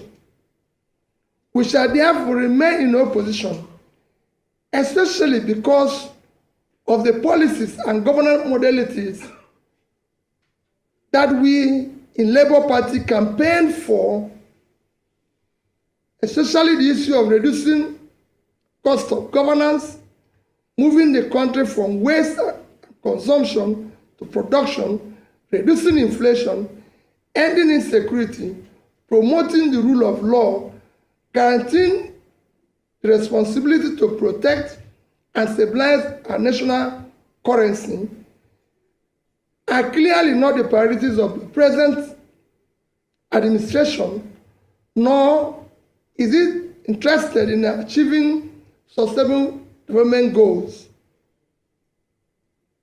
It has one thing that has gladdened my heart in course of the struggle in the past 18 months. It is the passionate desire of our people, especially young Nigerians from across ethnic and religious divides, to construct a new and restructured Nigeria that will work for all Nigerians. The goal remains the guiding light and abiding inspiration. Finally, I thank all Nigerians who believed in what is now only a revolution postponed. We deeply appreciate the unalloyed, non-partisan moral support millions of youths and ordinary Nigerians across ethnic, religious, geopolitical divides have continued to give Dati and I. We extend our heartfelt gratitude to Nigerians who have supported this mission from the onset. We salute the leadership and members of Labour Party, the Obi-A movement, the Obi-A presidential campaign, Nigerians in diaspora, support groups, and all people of goodwill who worked diligently and hoped for realization of the beginning of new Nigeria in this election cycle. Nigerians who supported our cause have done so out of patriotism and their sincere conviction that our nation requires and deserves dedicated and visionary leadership who will lead Nigeria toward a brighter future.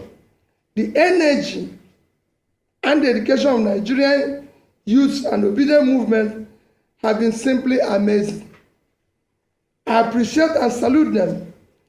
I want to assure them that this is not the end of our journey, but in fact, the beginning.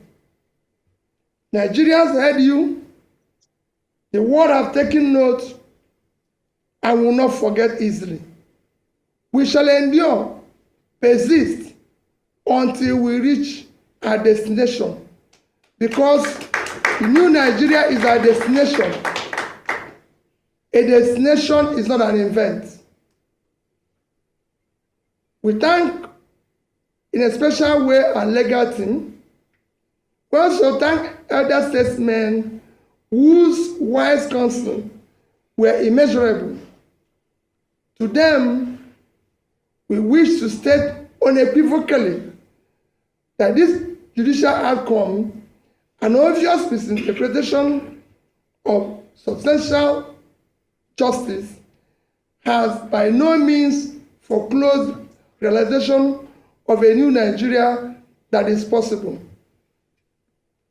On personal note, I take pride and express gratitude to those who share our vision, who have exhibited rare courage to challenge the nefarious system, the genuineness of individuals, identities, and their defining and qualifying particulars up to the highest extent allowed by law. Nigeria holds and Obi-A movement have been simply amazing. I appreciate and salute them. I want to assure them that this is not the end of our journey, but in fact, the beginning. Nigerians heard you. The world have taken note and will not forget easily. We shall endure, persist, until we reach our destination, because the new Nigeria is our destination. A destination is not an event. We thank in a special way our legal team. We also thank elder statesmen whose wise counsel were immeasurable. To them, we wish to state unequivocally that this judicial outcome, an obvious misinterpretation of substantial justice, has by no means foreclosed realization of a new Nigeria that is possible. On personal note, I take pride and express gratitude to those who share our vision, who have exhibited rare courage to challenge the nefarious system, the genuineness of individuals, identities, and their defining and qualifying particulars up to the highest extent allowed by law. Nigeria holds out hope of infinite possibilities leading to a desirable greatness. I remain consistent in my belief of a possibility of a new Nigeria built on character, competence, capacity, compassion, integrity, respect for the rule of law based on justice and fairness. God bless you all. God bless Federal Republic of Nigeria. Thank you. Oh, wow. Thank you, Your Excellency. That was a press conference. There'll be questions and answers also. Let's listen to the questions. Labour Party presidential candidate Peter Obi addresses the international media where he criticized the Supreme Court for affirming the victory of President Bola Ahmed Tinubu as the winner of the 2023 presidential election. He says the judgment is a breach of confidence that Nigerians have in the judiciary and an unnecessary show of force in enforcing illegality.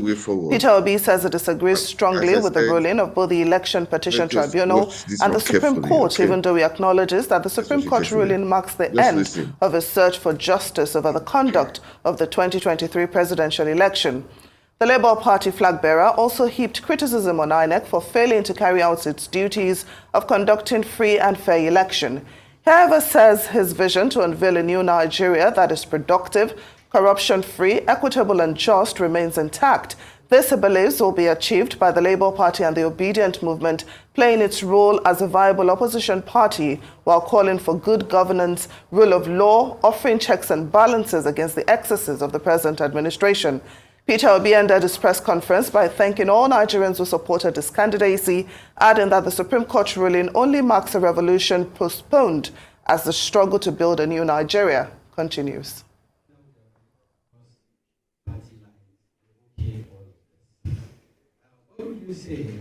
That questions and answers. Well, let's just listen to the answer. Then definitely we need to wake up really. We Nigerians, we need to wake up, take the country back. As he has said it, he has done his part. He has come to that. Well, thank you very much. Let me first. The Supreme Court is the end for him. But now elucidate it's not the end, it's just the beginning. Supplementary budget. Let's listen to him. Is a budget that is meant for very important national welfare need of the people that is not captured originally in budget or does not have adequate funding. I'll give you an example. Nigeria today, we've read it in the past 1 week for United Nations World Food Organization that 26.5 million Nigerians will go hungry next year. This is an issue of national importance that we can go for supplementary budget. But we have a supplementary budget where we are mentioning issues of yachts, SUVs for First Lady's office, shows to the extent that this government is totally uncaring and we're in deep problem. It shouldn't be part of that. In fact, bringing in First Lady's office, which is not in our constitution, is even more troubling. All funds meant for First Lady's office should be allocated and addressed to dealing with the girl-child issue of education, to deal with the issue of education of the girl child in Nigeria. The First Lady is there to look after the husband and work with him and everything to ensure that everything works well. So for me, the other one you ask is the issue of SUV for National Assembly. Again, I can put it in the same basket that I put the earlier one. It's very troubling. The SUVs for both houses will cost in region of, I think it's in the region of about 60 billion, if I'm right. Nigeria today, our primary health care today is collapsed. Which consequently, Nigeria now have higher infant mortality than India, a country that is 7 times our population. For you now to use funds that is higher than the fund allocated to primary health care to buy a car for 400 people, it shows height of insensitivity. And we have a way we can buy a more competitive vehicle and everything for them, even from locally made, and most of them, sorry, even in the Senate, are people who already have cars. We don't really need to buy vehicles for them because some of them are my colleagues, ex-governors and everything. Do they need new cars again?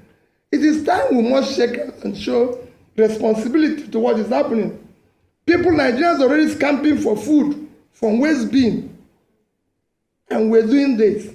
It shouldn't be. And I can go further to give you an example of how I handled it even when I was governor. So it's not the first time. When I became governor, I found out that the justices of High Court don't have cars in Anambra State. The permanent secretaries don't have cars. And when I became governor, they ordered for me 2 bulletproof vehicles. And I said no. Collect the money back, paid it to PAN, and said supply us 60 406 cars, 18 to the justices, 18 to PANSEC, few to the commissioners that are appointed. The rest became my deputy governor and myself. Throughout my first term, everybody in Anambra said I used 406. Nobody, but it was meant for 2 bulletproof cars, the money we used to buy these cars, and nobody killed us in that 4 years. So it is time for us to use money very judiciously. Thank you. My name is Georgina of Radio Nigeria. Now that the Apex Court has passed the final judgment, how do we build a nation to avert these court cases in subsequent elections?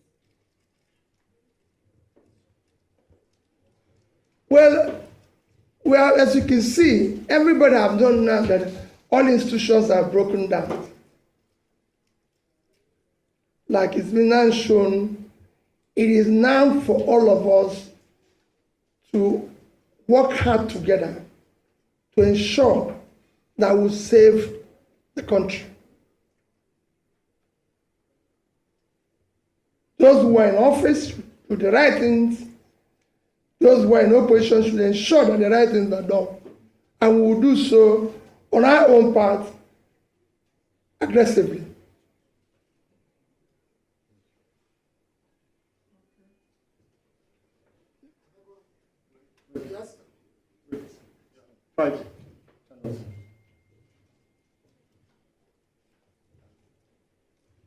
Excellency, my name is Friday. I work for Channels TV. I'd like to ask you, sir, the presidential candidate of the People's Democratic Party, when he also briefed on this same topic, the Supreme Court judgment, he made some recommendations. One of the recommendations that I can remember vividly now is this recommendation for a single term of 6 years on a rotational basis, rotational presidency. What's your view on that? And I just want to take you quickly on the issue that my colleague from Daily Trust raised, the issue of cars for people in the National Assembly. It is true that your party is in opposition now, since by virtue of the judgments of the Supreme Court. But you have your members of your party who are in the Senate, like we have one of them here. We also have some of them also in the House of Representatives. They are beneficiaries of this. So, to what extent are you going to engage with them? And of course, those lawmakers at the state level, so that they will stand different from other lawmakers in these parties that seem to be doing things contrary to your vision.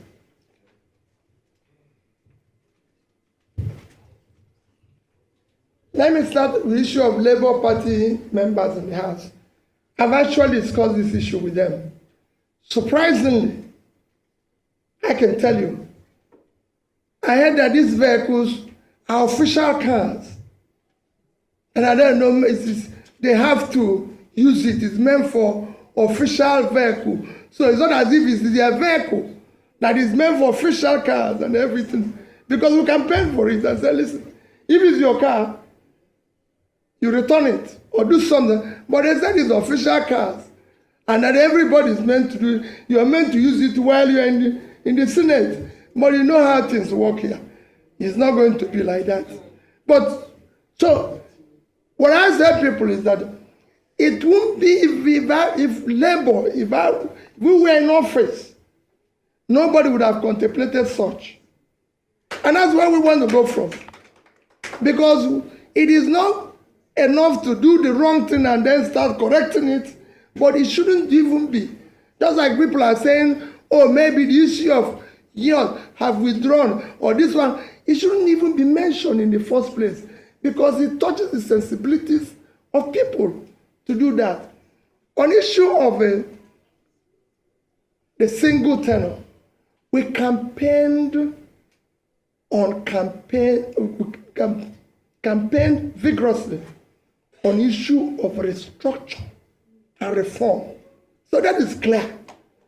And that would have included so many amendments to make this constitution be a workable and functional constitution that will be productive for Nigeria. Including in that would have been issue of single tenor. I thank Vice President Atiku Abubakar for his position and his commitment to ensure that things work better going forward in Nigeria. But I disagree slightly. I will go for 5-year tenure, which will go for 30 years, rotational, or 5-year tenure. And I'll still campaign for one thing. If we cannot go back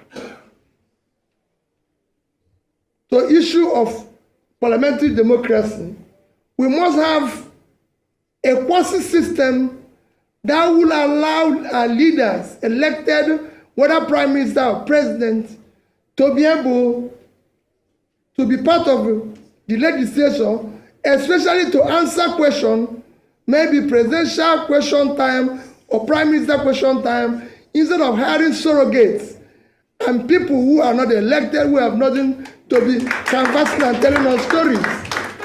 We want to hear from the people we elected now. And that is critical. It's very important. We cannot continue with this way where we are now, where people have outsourced leadership.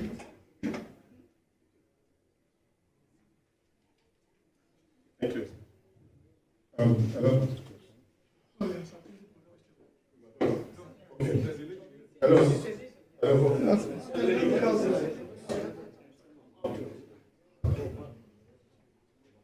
Good afternoon, Your Excellency.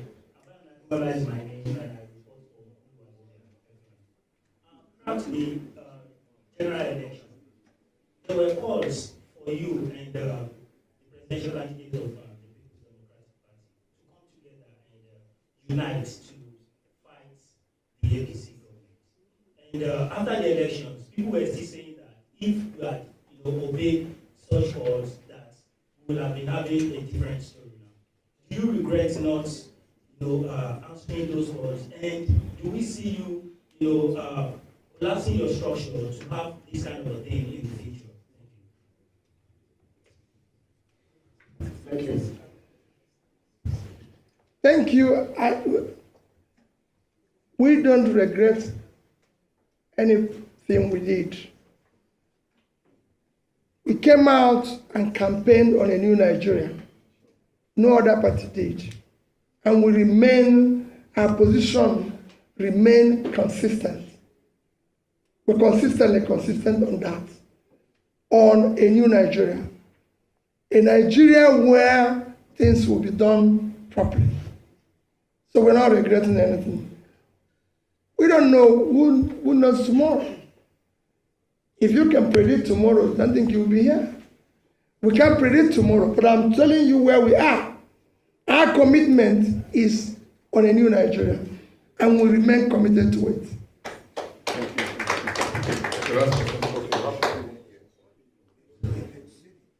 My name is Ben East Nigeria. To make an assumption to being a strong opposition to this ruling government, the charity begins at all. First and foremost, I know that there's crisis in Labour Party.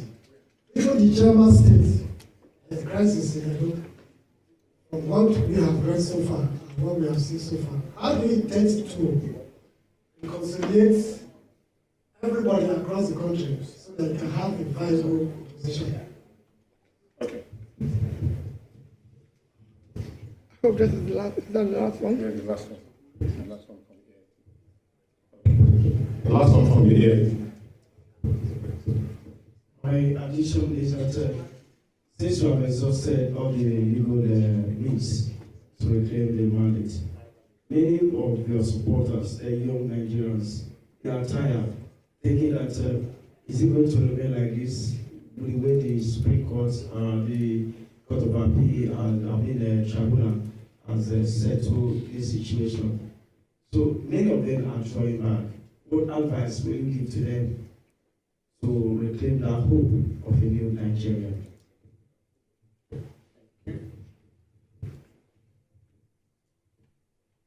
Well, thank you very much. That's what we just said. For us, it's a destination. We're committed to where we're going, and nothing will stop that. That is our commitment. And the question before that, where is the man who asked the question before that? On issue of our party. The leadership of our party is not in question. Like it is in every system, especially these are the troubling things that is happening in Nigeria, where people are trying to bring in divisions in other people's houses. The Supreme Court has said those who are leadership of our party, and it's not based on judgment that is purchased or manipulated. It is based on the rule of law. That is this. This is what it is. And that will follow, and that will respect. And I assure you that in coming months, we will make the party stronger. We will build it. Those young people he's mentioned that are virtually tired and with we'll re-energize them. We'll make sure that they walk down the road. We'll make sure that we carry them along to our destination. We are committed to it. Labour Party, the obedient movement, everybody will come out of this stronger, better, more committed to a new Nigeria.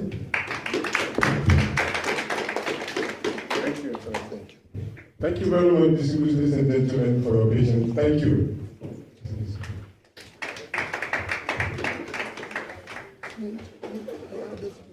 You've been watching a live broadcast from the nation's capital, Abuja, where the Labour Party presidential candidate Peter Obi has been speaking to the media on his reservations about the Supreme Court ruling and the state of the nation.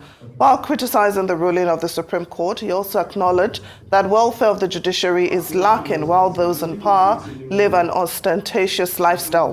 Peter Obi, who says all institutions in the country have broken down, promised to keep pushing for a new Nigeria as an opposition figure while calling for restructuring and a return to the party. We carry them along to our destination. We are committed to it. Labour Party, the obedient movement, everybody will come out of this stronger, better, more committed to a new Nigeria. Thank you. Thank you very much, distinguished ladies and gentlemen, for your patience. Thank you.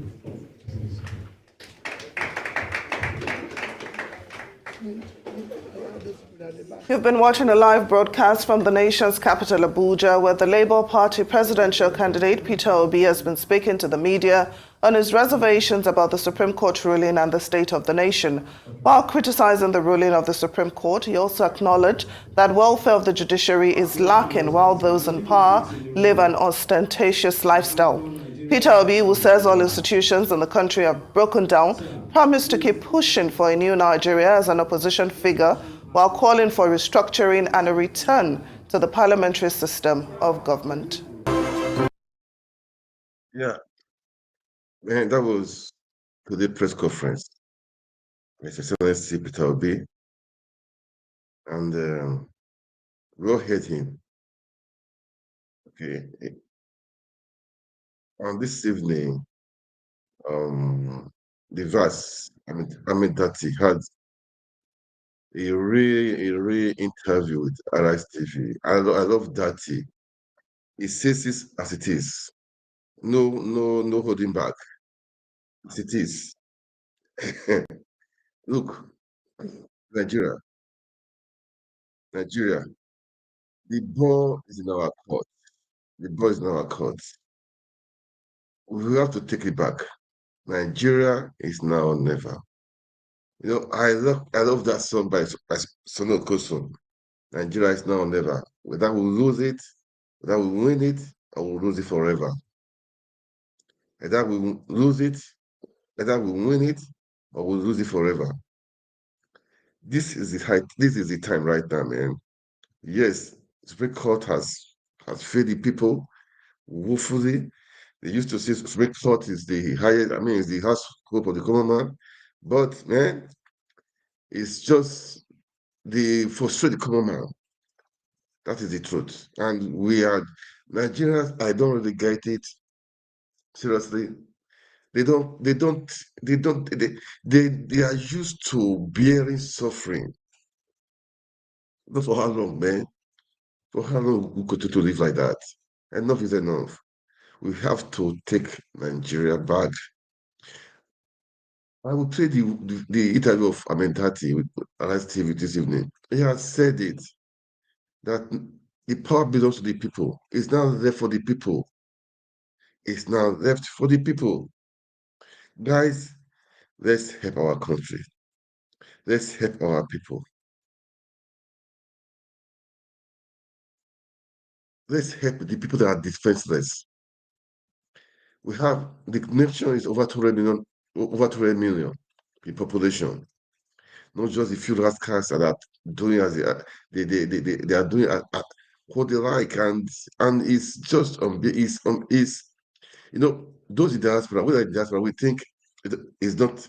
Most of us think it's not really our business, but man, it's our business. And those people on ground in Nigeria, we really need to sit up and we need to do something, man. People are suffering. If you don't care about people, care about your country, care about your clan, your village, you just care because it's just so. It's a pity. It's just a pity that people are just managing, living with no hope.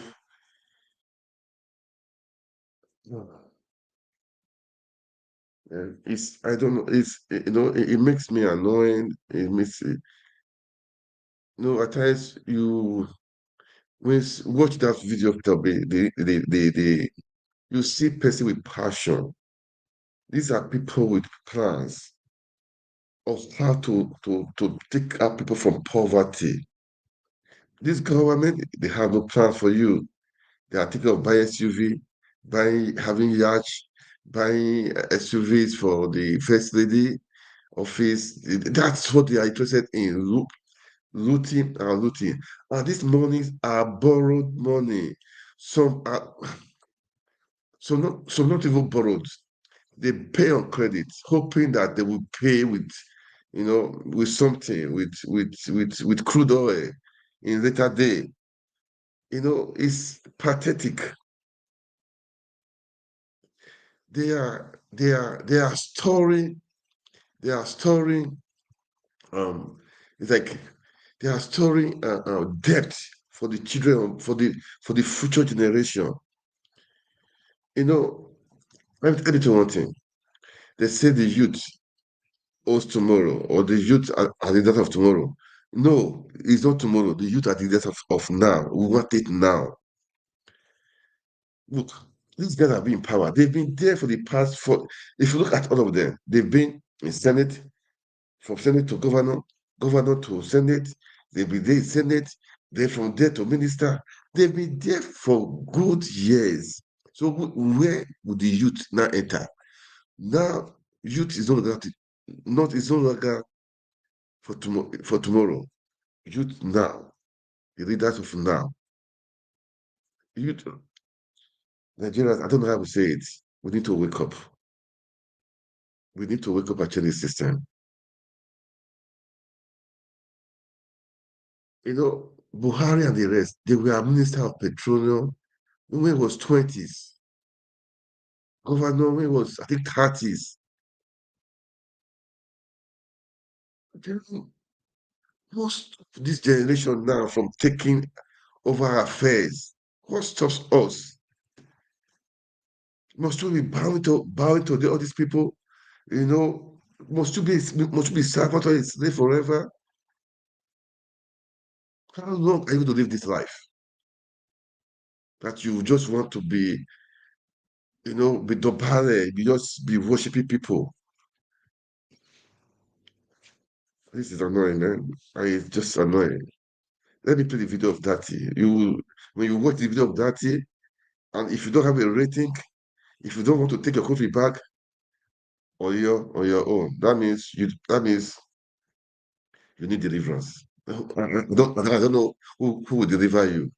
You need heavy, big deliverance. If you watch the video of Dati and you still remain the same, you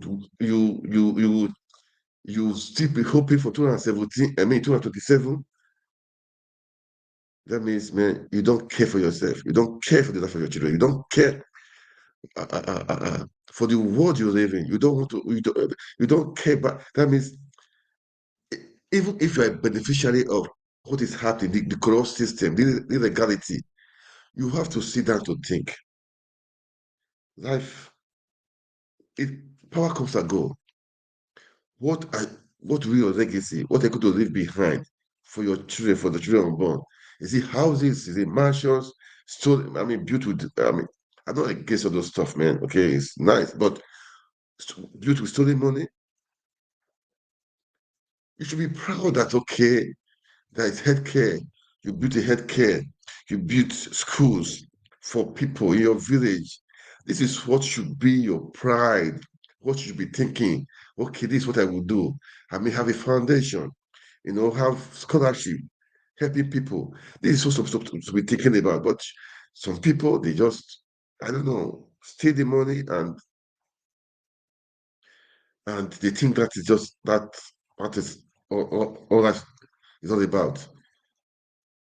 But anyway, if you watch the interview with Arise TV, Dati, you are still um you are still saying, okay, let's wait 2027. I'm sorry for you, man. I pity for you. And those people, look, this is not about party right now. It's not about Labour Party. It's not about PDP or APC, PDP. No, it's about taking our country back. It's about doing the right thing. It's about having everybody have food on their table. It's about having good infrastructure. About having good education. About having good health sector. That is having good governance irrespective of who you are, irrespective of your tribe or religion. This is what we are saying. This is what we want to. This is what we are saying. This is what we are preaching. Not having a government of irregularity. You came in there through irregularity, through rigging. Oh my God! Oh, thank God that he didn't say congratulations to him because you don't deserve it. You stole the rights of the people. You stole the rights of the people, so you don't deserve to be congratulated. Had he had done that, well, thank God he didn't do that. Thank God he didn't do that. And man, at times I sit down trying to, I just wish people really understand what's happening. This all these politicians, they don't have the interest of the people at heart. People are dying, people are suffering, school fees are hacked up, people are suffering, they are taking of they are ordering SUVs costing billions of naira. People are suffering, they are thinking of going over on going the waterways with yacht. People are suffering, they are thinking of first lady stuff, SUVs and the rest. Okay, okay. Please let me know, what do you think? What is the next step? Because you will listen to Peter to Dati. He has said it. Peter Obi and him, they've come to the end of the road as per Supreme Court is highest of the land. But the people has the final say. What does that mean? I'm going to play the video. We're going to watch it. After watching it, if you are still like this, you don't want to take your country back, you don't want to do the needful, it will just be it. I mean, it it's gonna be a pity. I mean, is it? That means I would say a sorry state. When you are in a sorry state, that means man, is just um pathetic. Pathetic, man. That means it's pathetic. That means when I say irredeemable, I have to use that word because I believe in possibilities. I believe anything is possible. So I will say irredeemable. Okay. But if you watch the interview of Amindati, you are still saying, I'm from here. I'm from here. So I will support this person because I'm from here. You need deliverance, big deliverance. Because man, this what you are saying. I don't care from where you come from. If you can fix the country, when you come in legally, legitimately, fix the country. I don't care where you come from, man. I don't really care. That is the truth. How the people at heart, man with integrity, man with vision, man that is ready to deliver, man with selfless service. That's what we're taking. That's what we're taking. That's what we're saying. That is why the Dirty and Peter Obi, the tag team was suit for Nigeria. Was suit for Nigeria. And I thank God for all the youth, all the obedience, how they came out to vote. Despite the threat, despite what happened, they came out. But the bar system, the system of criminality disappointed them, disappointed the youth. Now they go back to that share. Guys, we need to wake up. Don't go back to your share. You are a winner. Winners don't quit. Winners don't quit, and quitters don't win. You are a winner. Don't quit. Don't quit. Now is the time. Now is the time we take the country back. Now is the time, man. And Nigeria is blessed. We are so blessed. Really blessed, man. Blessed. Naturally, human resources abound everywhere in all sectors. So nothing we can hold our country back. Nothing can stop us. Let's listen to Tati is interview with Arise TV this night after the World Press Conference. So we had the interview with Arise TV. Okay, so let's listen to him. As I said, if you listen to him and oh God, taking our country back, making Nigeria work again. That is the thing. All right, guys, let's listen. But as you watch, please kindly like, share, make comments. What do you think, man? What do you think? That's what I say. What do you think? What do you think we are going to do? I'm not against anybody, man, but I believe in doing things. How I mean, um, doing things according to how it's supposed to be constitutionally. Okay, no regulation, no killings, no using of MC Romo and his cause and the rest of regulation to threaten people. We don't do that. We don't do that. Let's play this video, guys. Please, like the video, share, and make comments, all right? Let's watch.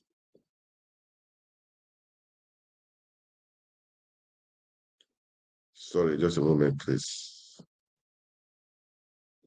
Now, a fairly determined speech there by Peter Obi today. What was the point of it? That the judgment eventually and ultimately from the Supreme Court stands accepted, largely because we can't do anything about it. We reject it, we disagree with it, and we cannot accept it, but it stands accepted because there is nothing we can do. That is the end of the road for Excellency Peter Obi and myself as candidates. But I think as this interview progresses, I will be able to tell you another point of view. And if I may just begin now, I'm not here to tell Nigerians that oil was discovered and we forgot about agriculture, or that there is unemployment leading to insecurity. I'm here to, for the sake of my country, say things that matter. I'm not here to regurgitate. I'm here to rescue Nigeria. Well, let's move methodically in that regard, because before the swearing in of President Tinubu on May the 29th, I mean, to give this a bit of historical context, you were emphatic and clear and almost urgent in your call for Mr. Tinubu not to be sworn in. What were your fears and concerns? Because he's obviously been sworn in and the world hasn't come to an end, has it? Nigeria may come to an end if the world doesn't come to an end. But very valid question. I feared for Tinubu himself, for himself, from himself. I feared for the reputation of Nigeria. You see, the international profile of global leaders has risen astronomically, to the extent that royals even discipline their own. Look at the profiles of gentlemen like Xi Jinping of China, all across the world. All of a sudden, we were faced with the dilemma of having to present to the world who our own president to be was. And I was one of those who knew that the answers were not good. The whole country would be put to shame. The last time I spoke, I nearly brought Tinubu's ambition to a screeching halt. This is evident by the events that followed immediately afterwards. One minister wrote the DSS on his company stationery. I don't know how that is possible. And another minister, skipped ECOWAS, skipped AU, and went all the way to Washington to report me. And Nobel laureate, a very, very senior citizen, inviting me to a national debate. And I'm not that smart enough, even though my dear good friend Chimamanda acted on my behalf. And then DSS coming out a week later, under duress, of course, you could see, to do the bidding of that minister. This shows they were scared. My simple point was that no constitution or any part thereof shall be breached in order to install a president. And if that is done, that presidency will remain unconstitutional. And I remain on this point. I pointedly say he must not be sworn in. They have gone ahead to do it. It is not the first time. Out of 16 heads of state stroke presidents of Nigeria, 9 were not elected. 7 were, out of that 7, 1 still part thereof shall be breached in order to install a president. And if that is done, that presidency will remain unconstitutional. And I remain on this point. I pointedly say he must not be sworn in. They have gone ahead to do it. It is not the first time. Out of 16 heads of state stroke presidents of Nigeria, 9 were not elected. 7 were, out of that 7, 1 still remains challenged, Alhaji Tinubu. Challenged. And that is because of the constitutional breach. Now, my attitude from day one was that, based on experiences, let's forget anything electoral. I know the system deeply. My boss, Obi, knows the system deeply. Let's go for the constitutional point. Yes, of course, there is that issue of the forfeiture. There is the forgery. But the clearest one we could get was on the FCT point. Now, get that FCT point, get him not sworn in. There are at least 2 other constitutional channels while sustaining democracy that we could have followed, but they wouldn't. Right. Well, in that regard, it must have been another aftershock for you then, because both the Election Petitions Tribunal and the Supreme Court have affirmed President Tinubu's victory. I wonder to what extent that has left you personally, politically shaken and unsure of the ground. Point of correction. Talking about. Point of correction. And this is where I respectfully differ. And it is within my fundamental human rights and constitutional rights to differ. The petition court and the Supreme Court, please quote me on this, did not actually affirm the success of Tinubu's presidency. They upheld the unconstitutionality of that election. And they are happy for it to remain so. And they have the power. Nobody can do anything about it. That is why we said it is an unreasonable show of force. If there was something we could do, we would stop it. But we are law-abiding citizens. That is why I'm here sitting with you today and still complaining. I was not shaken one bit. I will never be shaken by certificate forgery, by forfeited money over narcotics. I will never be shaken by IREV switched off in the middle of the game when they saw us winning. Labour Party won 2023 presidential elections. No doubt about it. They are cheats, they are bullies, and they have taken full advantage of the situation in Nigeria. When you ask me what is the situation in Nigeria, I will go ahead and tell you some fundamental things that say why we are in this situation today. Right. Can I go ahead? Yeah, but let me ask you this, though, yes. Because you're making the point, the points you're making, obviously, as you said, it's your right to air your sort of yes. assessment. But we are now unquestionably in the Tinubu era, and he's clearly made some bold moves since he was sworn in on May the 29th. What do you think his presidency has delivered so far? Disaster. There is nothing bold or special about making appointments. Anybody can make appointments. Any right-thinking businessman, I like this guy. any it's a public disaster. servant can make appointments. There is nothing. People jump over you, pay money, buy appointments. Most of the appointments you see are well, that's an for. allegation we can't substantiate, of course. Anyway, what I'm saying, there is nothing about making appointments.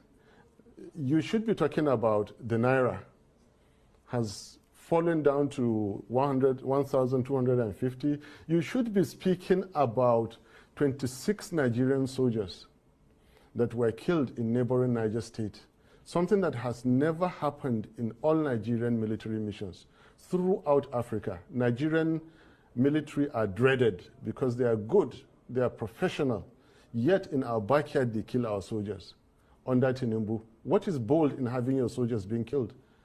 To rub it in, they followed with killing another 8 soldiers. To rub it in, villages, almost on daily basis, that is the news, everywhere in Nigeria. This man has delivered nothing and is poised to deliver nothing. Well, they have not moved an inch Nigeria from consumption and waste to production, and they will not do it. They will not stop the killings and start the healing. Well, they will not stop the stealing and start the keeping. And they will not stop slide of Nigeria, and they cannot start decline. Well, I mean, the international community, certainly some in the international community, would beg to differ with your assessment, because I wonder what your reaction is to the latest Fitch international ratings agency, which is hugely respected across the world, and that is the front page of this day newspaper today. Fitch has rated Nigeria's credit worthiness as stable.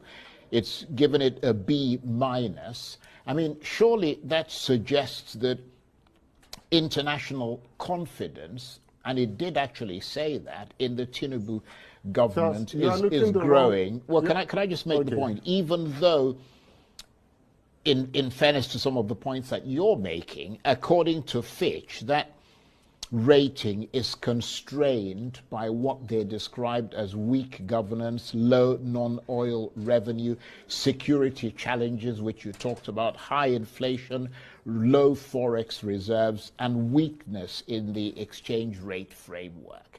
Nevertheless, for somebody who just started in office about 5-6 months ago, to have that kind of rating from... I have a lot to say.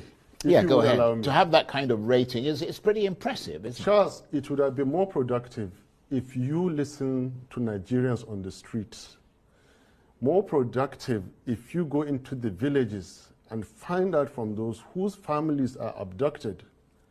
Find out from average Nigerian worker when they go to buy foodstuff in the market. Not Fitch. Fitch don't know you. They don't know Nigerians. They don't know. Look, I live on statistics. I eat, I sleep statistics. So does Obi. We create statistics.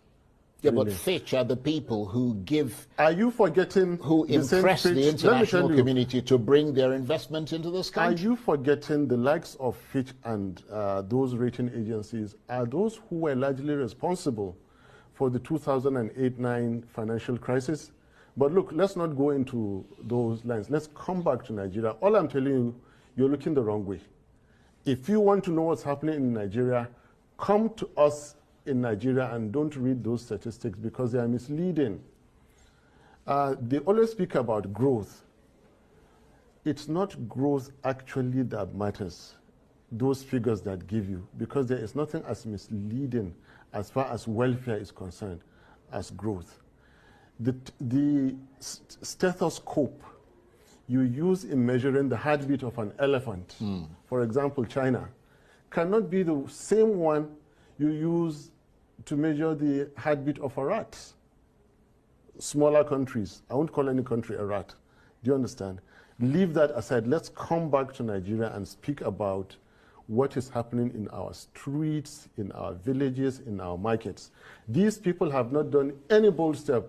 The only bold thing they did was to shut down IREV. The only bold thing they did was to misapply force on the weak Nigerian institutions that we have. Now, ask this question.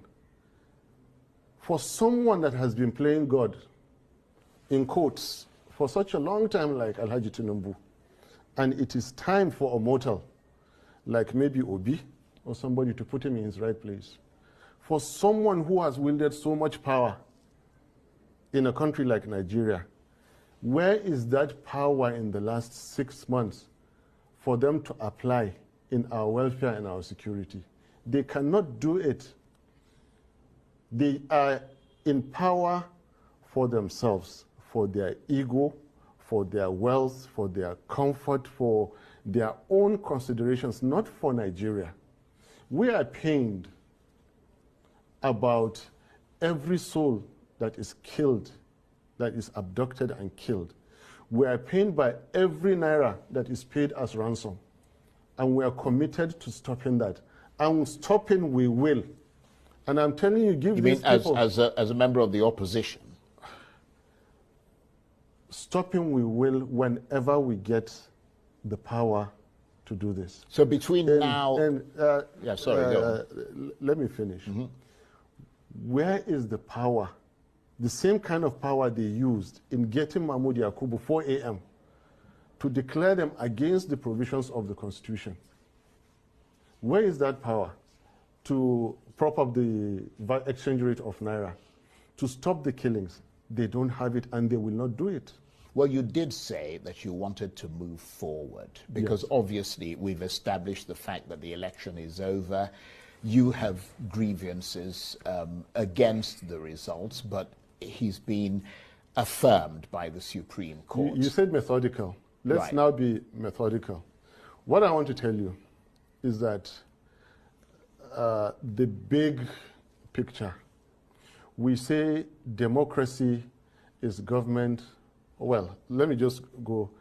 Democracy is not government of the people, for the people, by the people. Democracy is government of the people who have earned their rights, for the people who can protect their constitution, by the people who can exercise civil liberties. So given what when they say people, what kind of people? The people who will fold their arms while their constitution is violated, then democracy is not for you. I have said it. It belongs to only those who can practice it with due respect. So just hold on. Right. I was going to ask you what your assessment of the state of democracy is in Nigeria, given what you just said. It is poor. The people have to wake up to the challenges. For a people that are ready to accept anything, then anything will happen to them. Again, in quotes. You see, a fraction of 1% difference in a political DNA of a society can spell the difference between servitude and freedom. Last year you saw it. Indian farmers sat in a location for 1 year because of one obnoxious government policy, until the Indian government reversed it. Before the war in Israel, Israelis were in the street for 16 weeks, counting. You can count so many other countries. Nigerians are not yet ready to do this. As I'm speaking to you, the likes of my former friend who would say it's treason, is all that, I am educating Nigerians. Rise up for your rights. No justice of Supreme Court will give you democracy. Yeah, you have to go out. But they're not going to be able to reverse that. Let me finish. They will. I mean, they Nigerians, can't. This is Constitutionally, no. Constitutional and legal, and this is where I differ. With all modesty, okay, I don't mind being alone on this, but I know I'm not breaking any law, and I have never had a criminal record. So what are you actually calling on the people to do? I'm trying to understand what you're saying. I'm getting to that. Sure.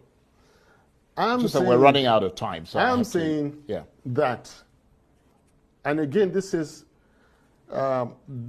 instructive.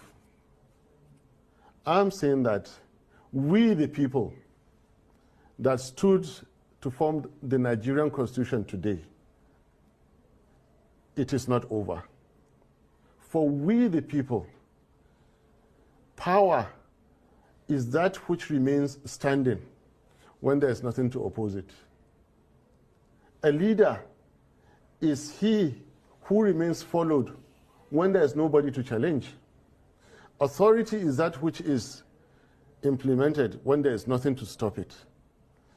They have the leaders in place now with wielding authority with political power. But power and sovereignty belongs to the Nigerian people, we the people, on whose behalf an elected government is exercising that authority.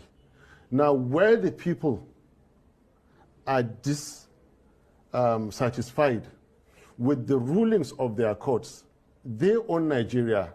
Alhaji Tinubu does not own Nigeria. Peter Obi does not own Nigeria.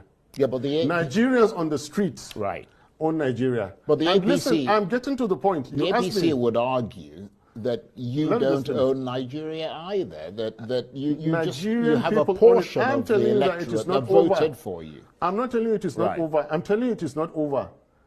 For Peter Obi and me, it is over. For we, the people, the Nigerian people, at any point in time, they can take back Nigeria. Especially where their constitution has been violated. Especially where all that the Supreme Court ended up doing was to sustain the unconstitutionality of a certain election. Let me come in here, because between now and 2027, which is when the next presidential election is due, how do you think things will play out? And what role do you see yourself and Peter Obi and the Labour Party playing in that? When the Nigerian people rise to defend their constitution, anything can happen. And well, this that sounds quite a bit worryingly frightening. Look, we are in a worryingly frightening situation. I told you I'm not here to repeat what you've been hearing. And I was prepared to come here. I have never had a criminal record. I love my peace. And I'm repeating that when the Nigerian people decide, Nigeria is theirs for the taking. And any fraudulently elected government, is fair game for them. Nigerian people have the right, the constitutional right. As we speak now, DSS can go and interpret. They have lawyers there. Police, IG, and everybody can go and interpret. The Nigerian people have that power. Not Obi or Atiku or anybody. Nigerian people have the power at any point in time to take their country. All they have to do, not even seek approval. They give notice. It's interesting. And listen. You turn away the barrel of your guns, away from the Nigerian people, and point them at the enemies of Nigeria. This country belongs to Nigerians. Well, you've made that point. When Nigerians decide, but if they want to practice democracy, they will take this country. It has happened before. The military decided, they took Nigeria for so long, they fixed Nigeria and handed it back. Now, whoever thinks that the Supreme Court will give democracy from any courtroom, the way it appears now is mistaken. It's interesting. Nigerians have to go out. You've made that point. Nigerians have to go out and democracy. And this is not a treasonable comment. I am not a careless person. I have never. So you've thought the things you're saying through. I thought it through very, very well. Well, this is the Constitution is made by Nigerian people. The Supreme Court is a sub of one chapter that the Nigerian people constitutionally came out that we the people, and the same constitution says that no person or groups of persons shall take over the governance of Nigeria or any part thereof except as prescribed by this constitution. And go and read the constitution of Nigeria. The serving Alhaji Tinubu Malam Shetima government breaches the Nigerian constitution. Okay, can I come in here for a minute? Yes. Because you mentioned Kashim Shettima. Yes. Your brother, the spokesman of the Northern Elders Forum, Hakeem Baba Ahmed, is of course now serving as a special advisor on political matters to the Vice President Kashim Shettima, which means that he might have to help Mr. Shettima to devise a strategy for dealing with political opponents such as yourself, his brother.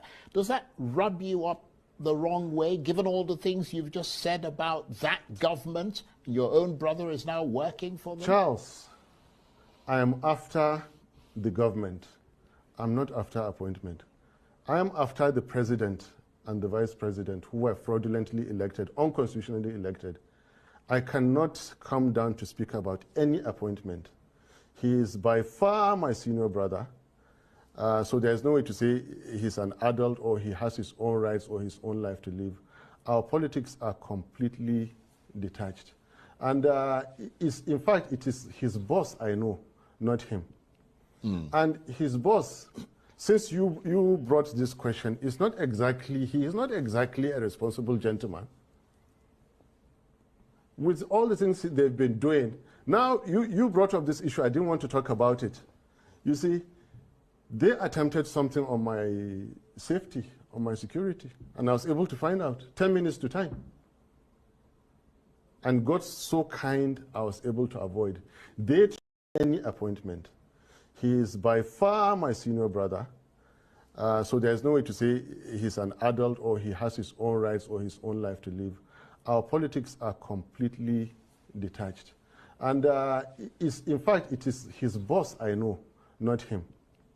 And his boss, since you brought this question, he is not exactly a responsible gentleman. With all the things they've been doing, now you brought up this issue, I didn't want to talk about it. You see, they attempted something on my safety, on my security, and I was able to find out 10 minutes to time. And God's so kind, I was able to avoid. They tried to get me into one of those yellow houses down the road, get people to come and arrest me there, and use that to rig the judgment.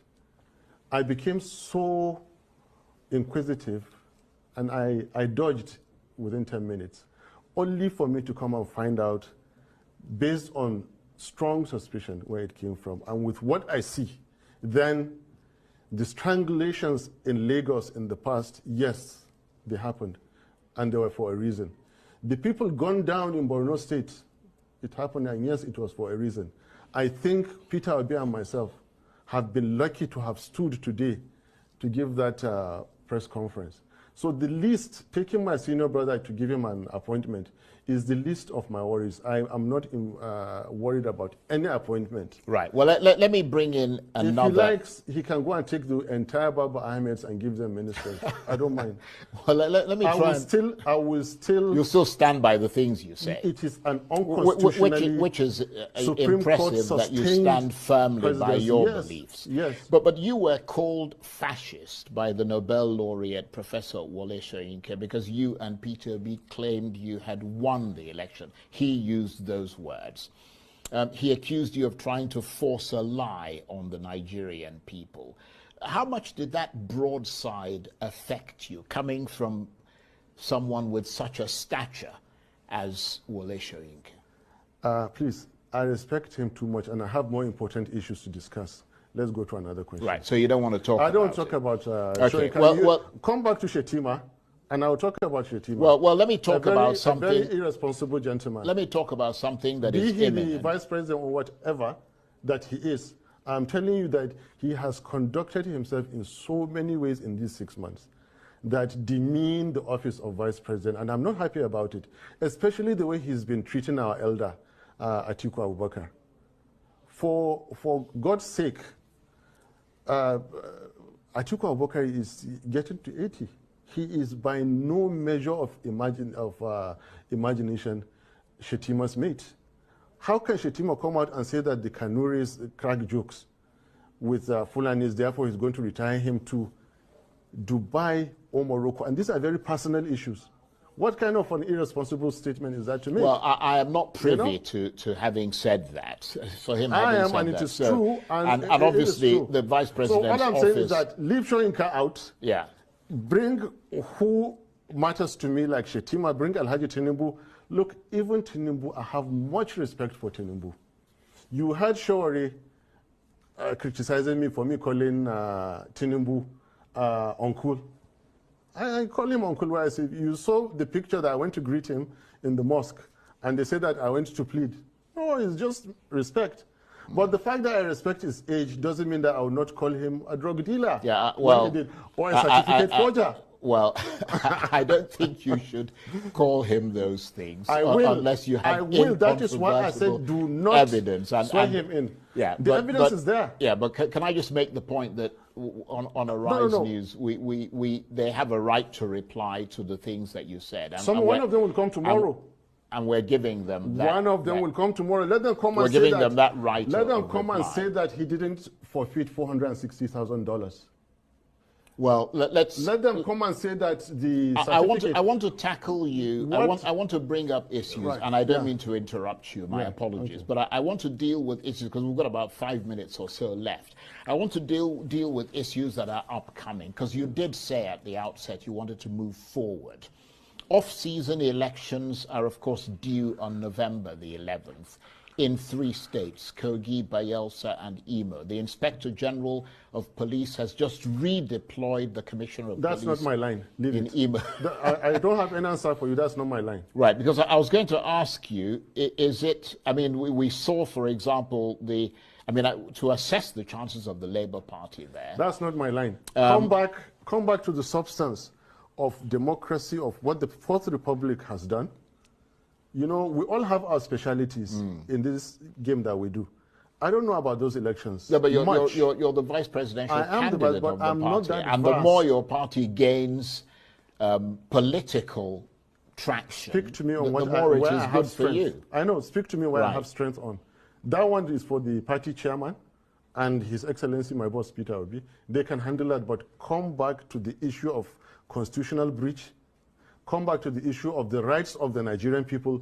Come back to the fact that I keep telling you, it is not over. If the Nigerian people decide to rise, they will reclaim Nigeria. The Europeans came, there was no constitution, and they had power. They colonized Africa.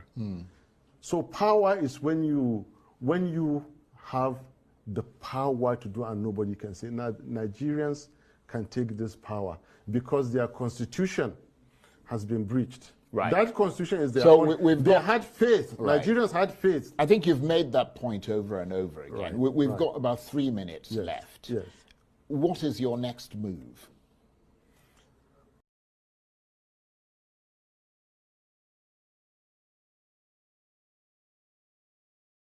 Wow.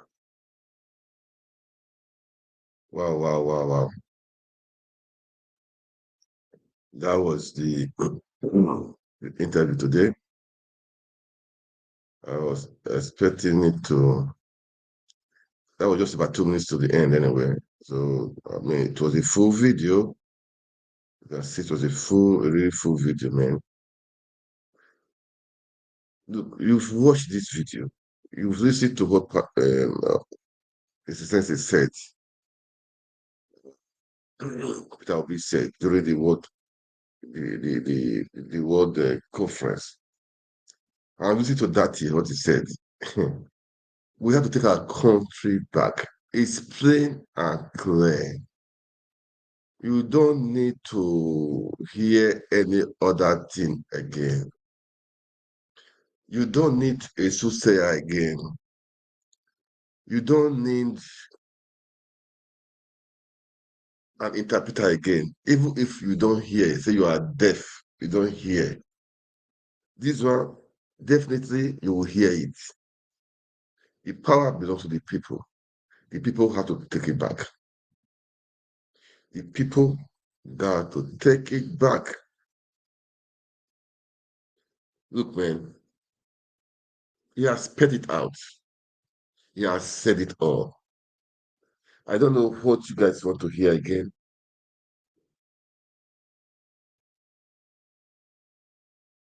We should not condone irregularity. For how long should we be living like that? We should not condone illegality. Nigeria is blessed. Nigeria is blessed. Nigeria is blessed. He has said it. No censorship. He has said it plain and clear. Supreme Court has failed the people. Number one, INEC failed the people. From there, Supreme Court failed the people. Now, Nigeria, the power belongs to you. The people owns the power. They have the right to take anything back they want to take back. That's what I have to say. You've heard me. I will make this rebroadcast again. I'm going to do it, this rebroadcast. I want it to sink to everybody's ear. First of all, I played the President Obi's press conference. The press conference, you heard it, what he said. After that, I played Dirty. Dirty, you heard what he said. Nigerians are used to bearing, suffering, complaining in silence. Complain out. Complain out. Stop complaining inside. Stop killing yourself. Stop. People are jumping to the lagoon. People are hanging themselves. People are suffering. School fees are being hiked. And meanwhile, the salary is the same.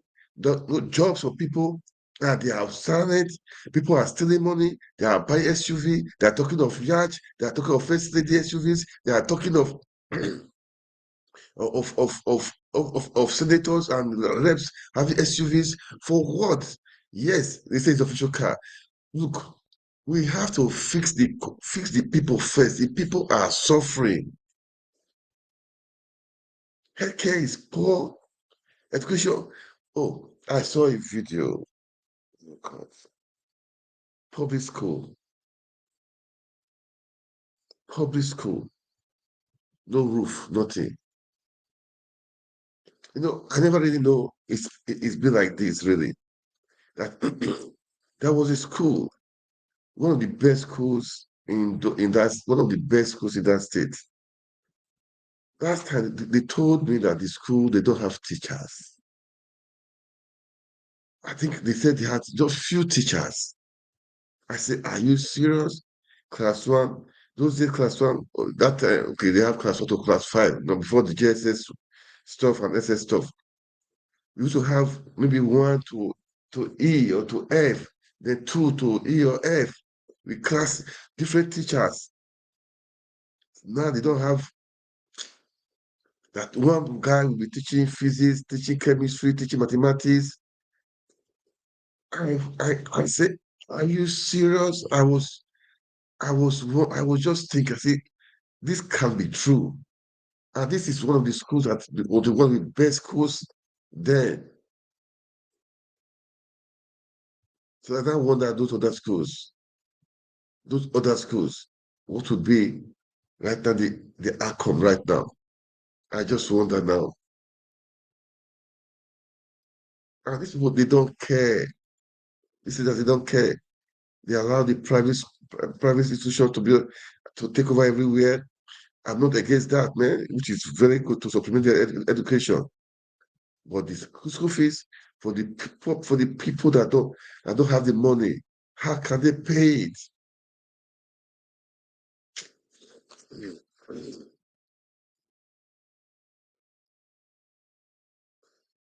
Look, guys, defend your constitution. The voice of the people is the highest constitution. It surpassed the court, the Supreme Court.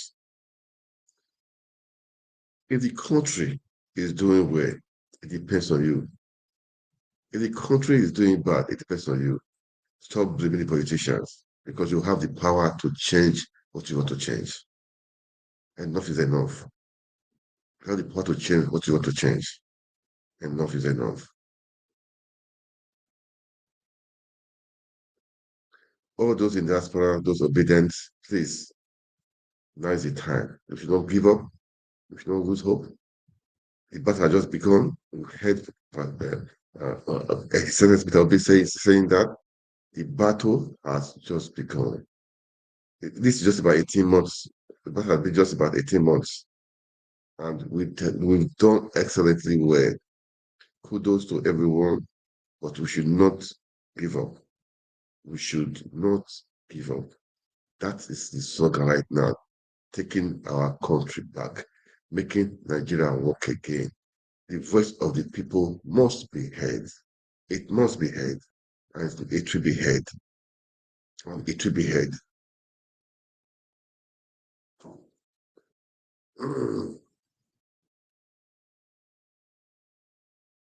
Well,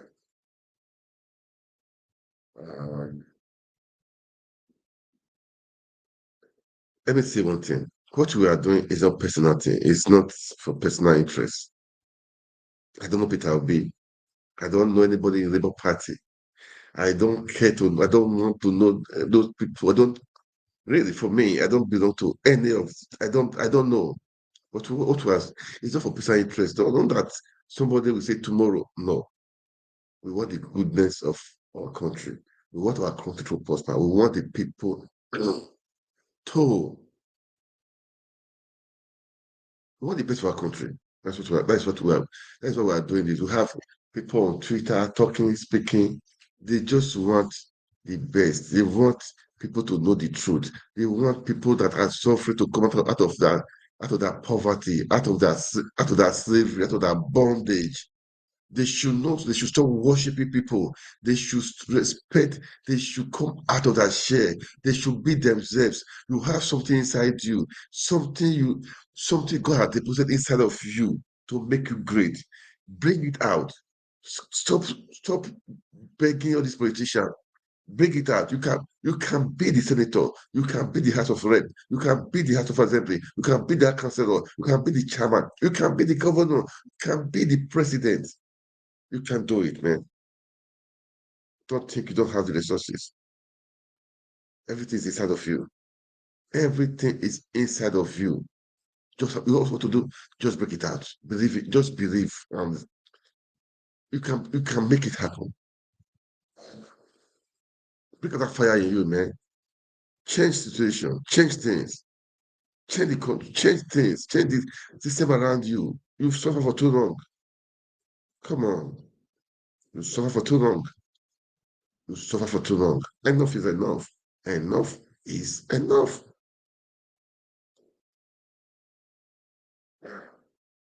According to that's Nature. You don't be lying.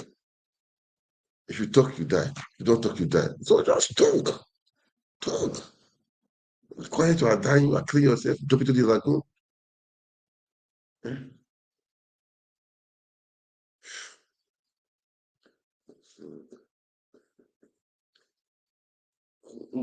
That Nigeria is so funny.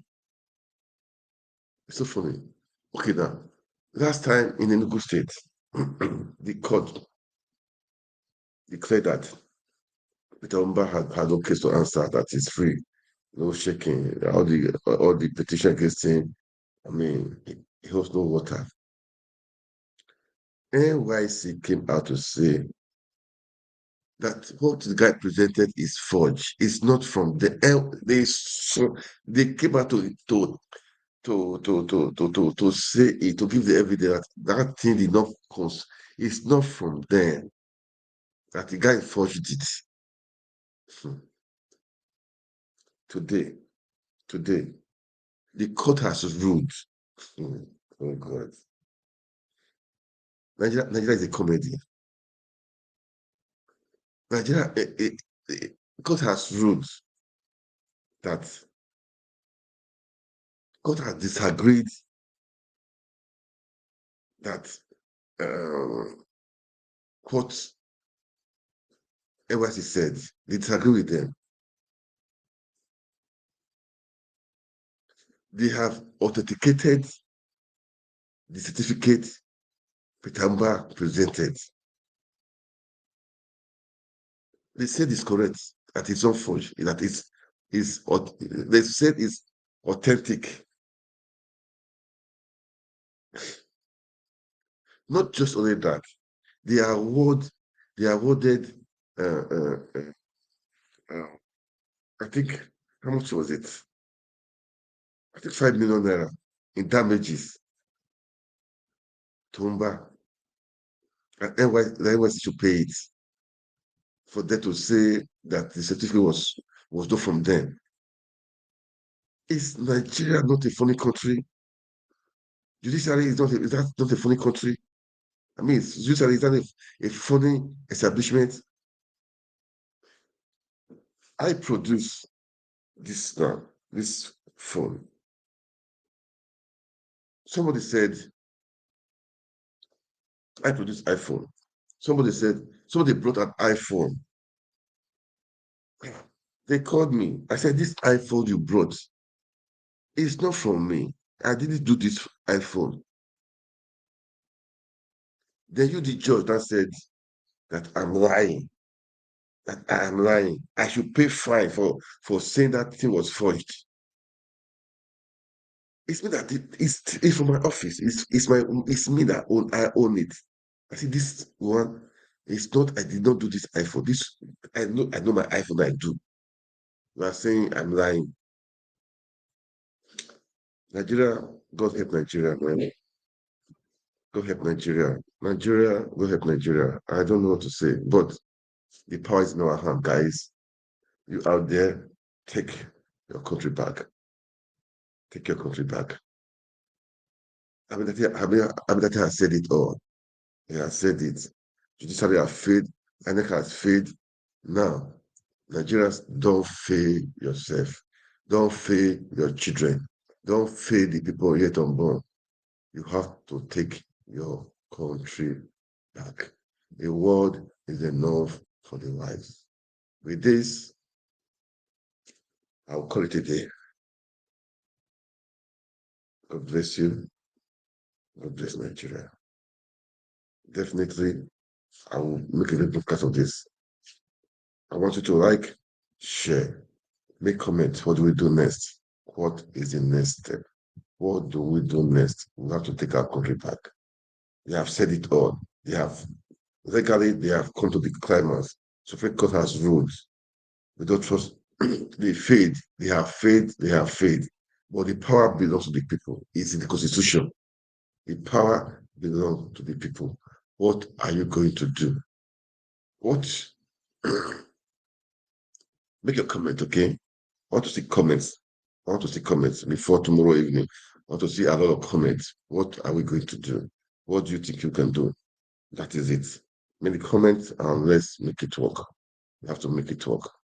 All right? All right, guys. I will go right now. So that's it for today. God bless you. God bless Nigeria.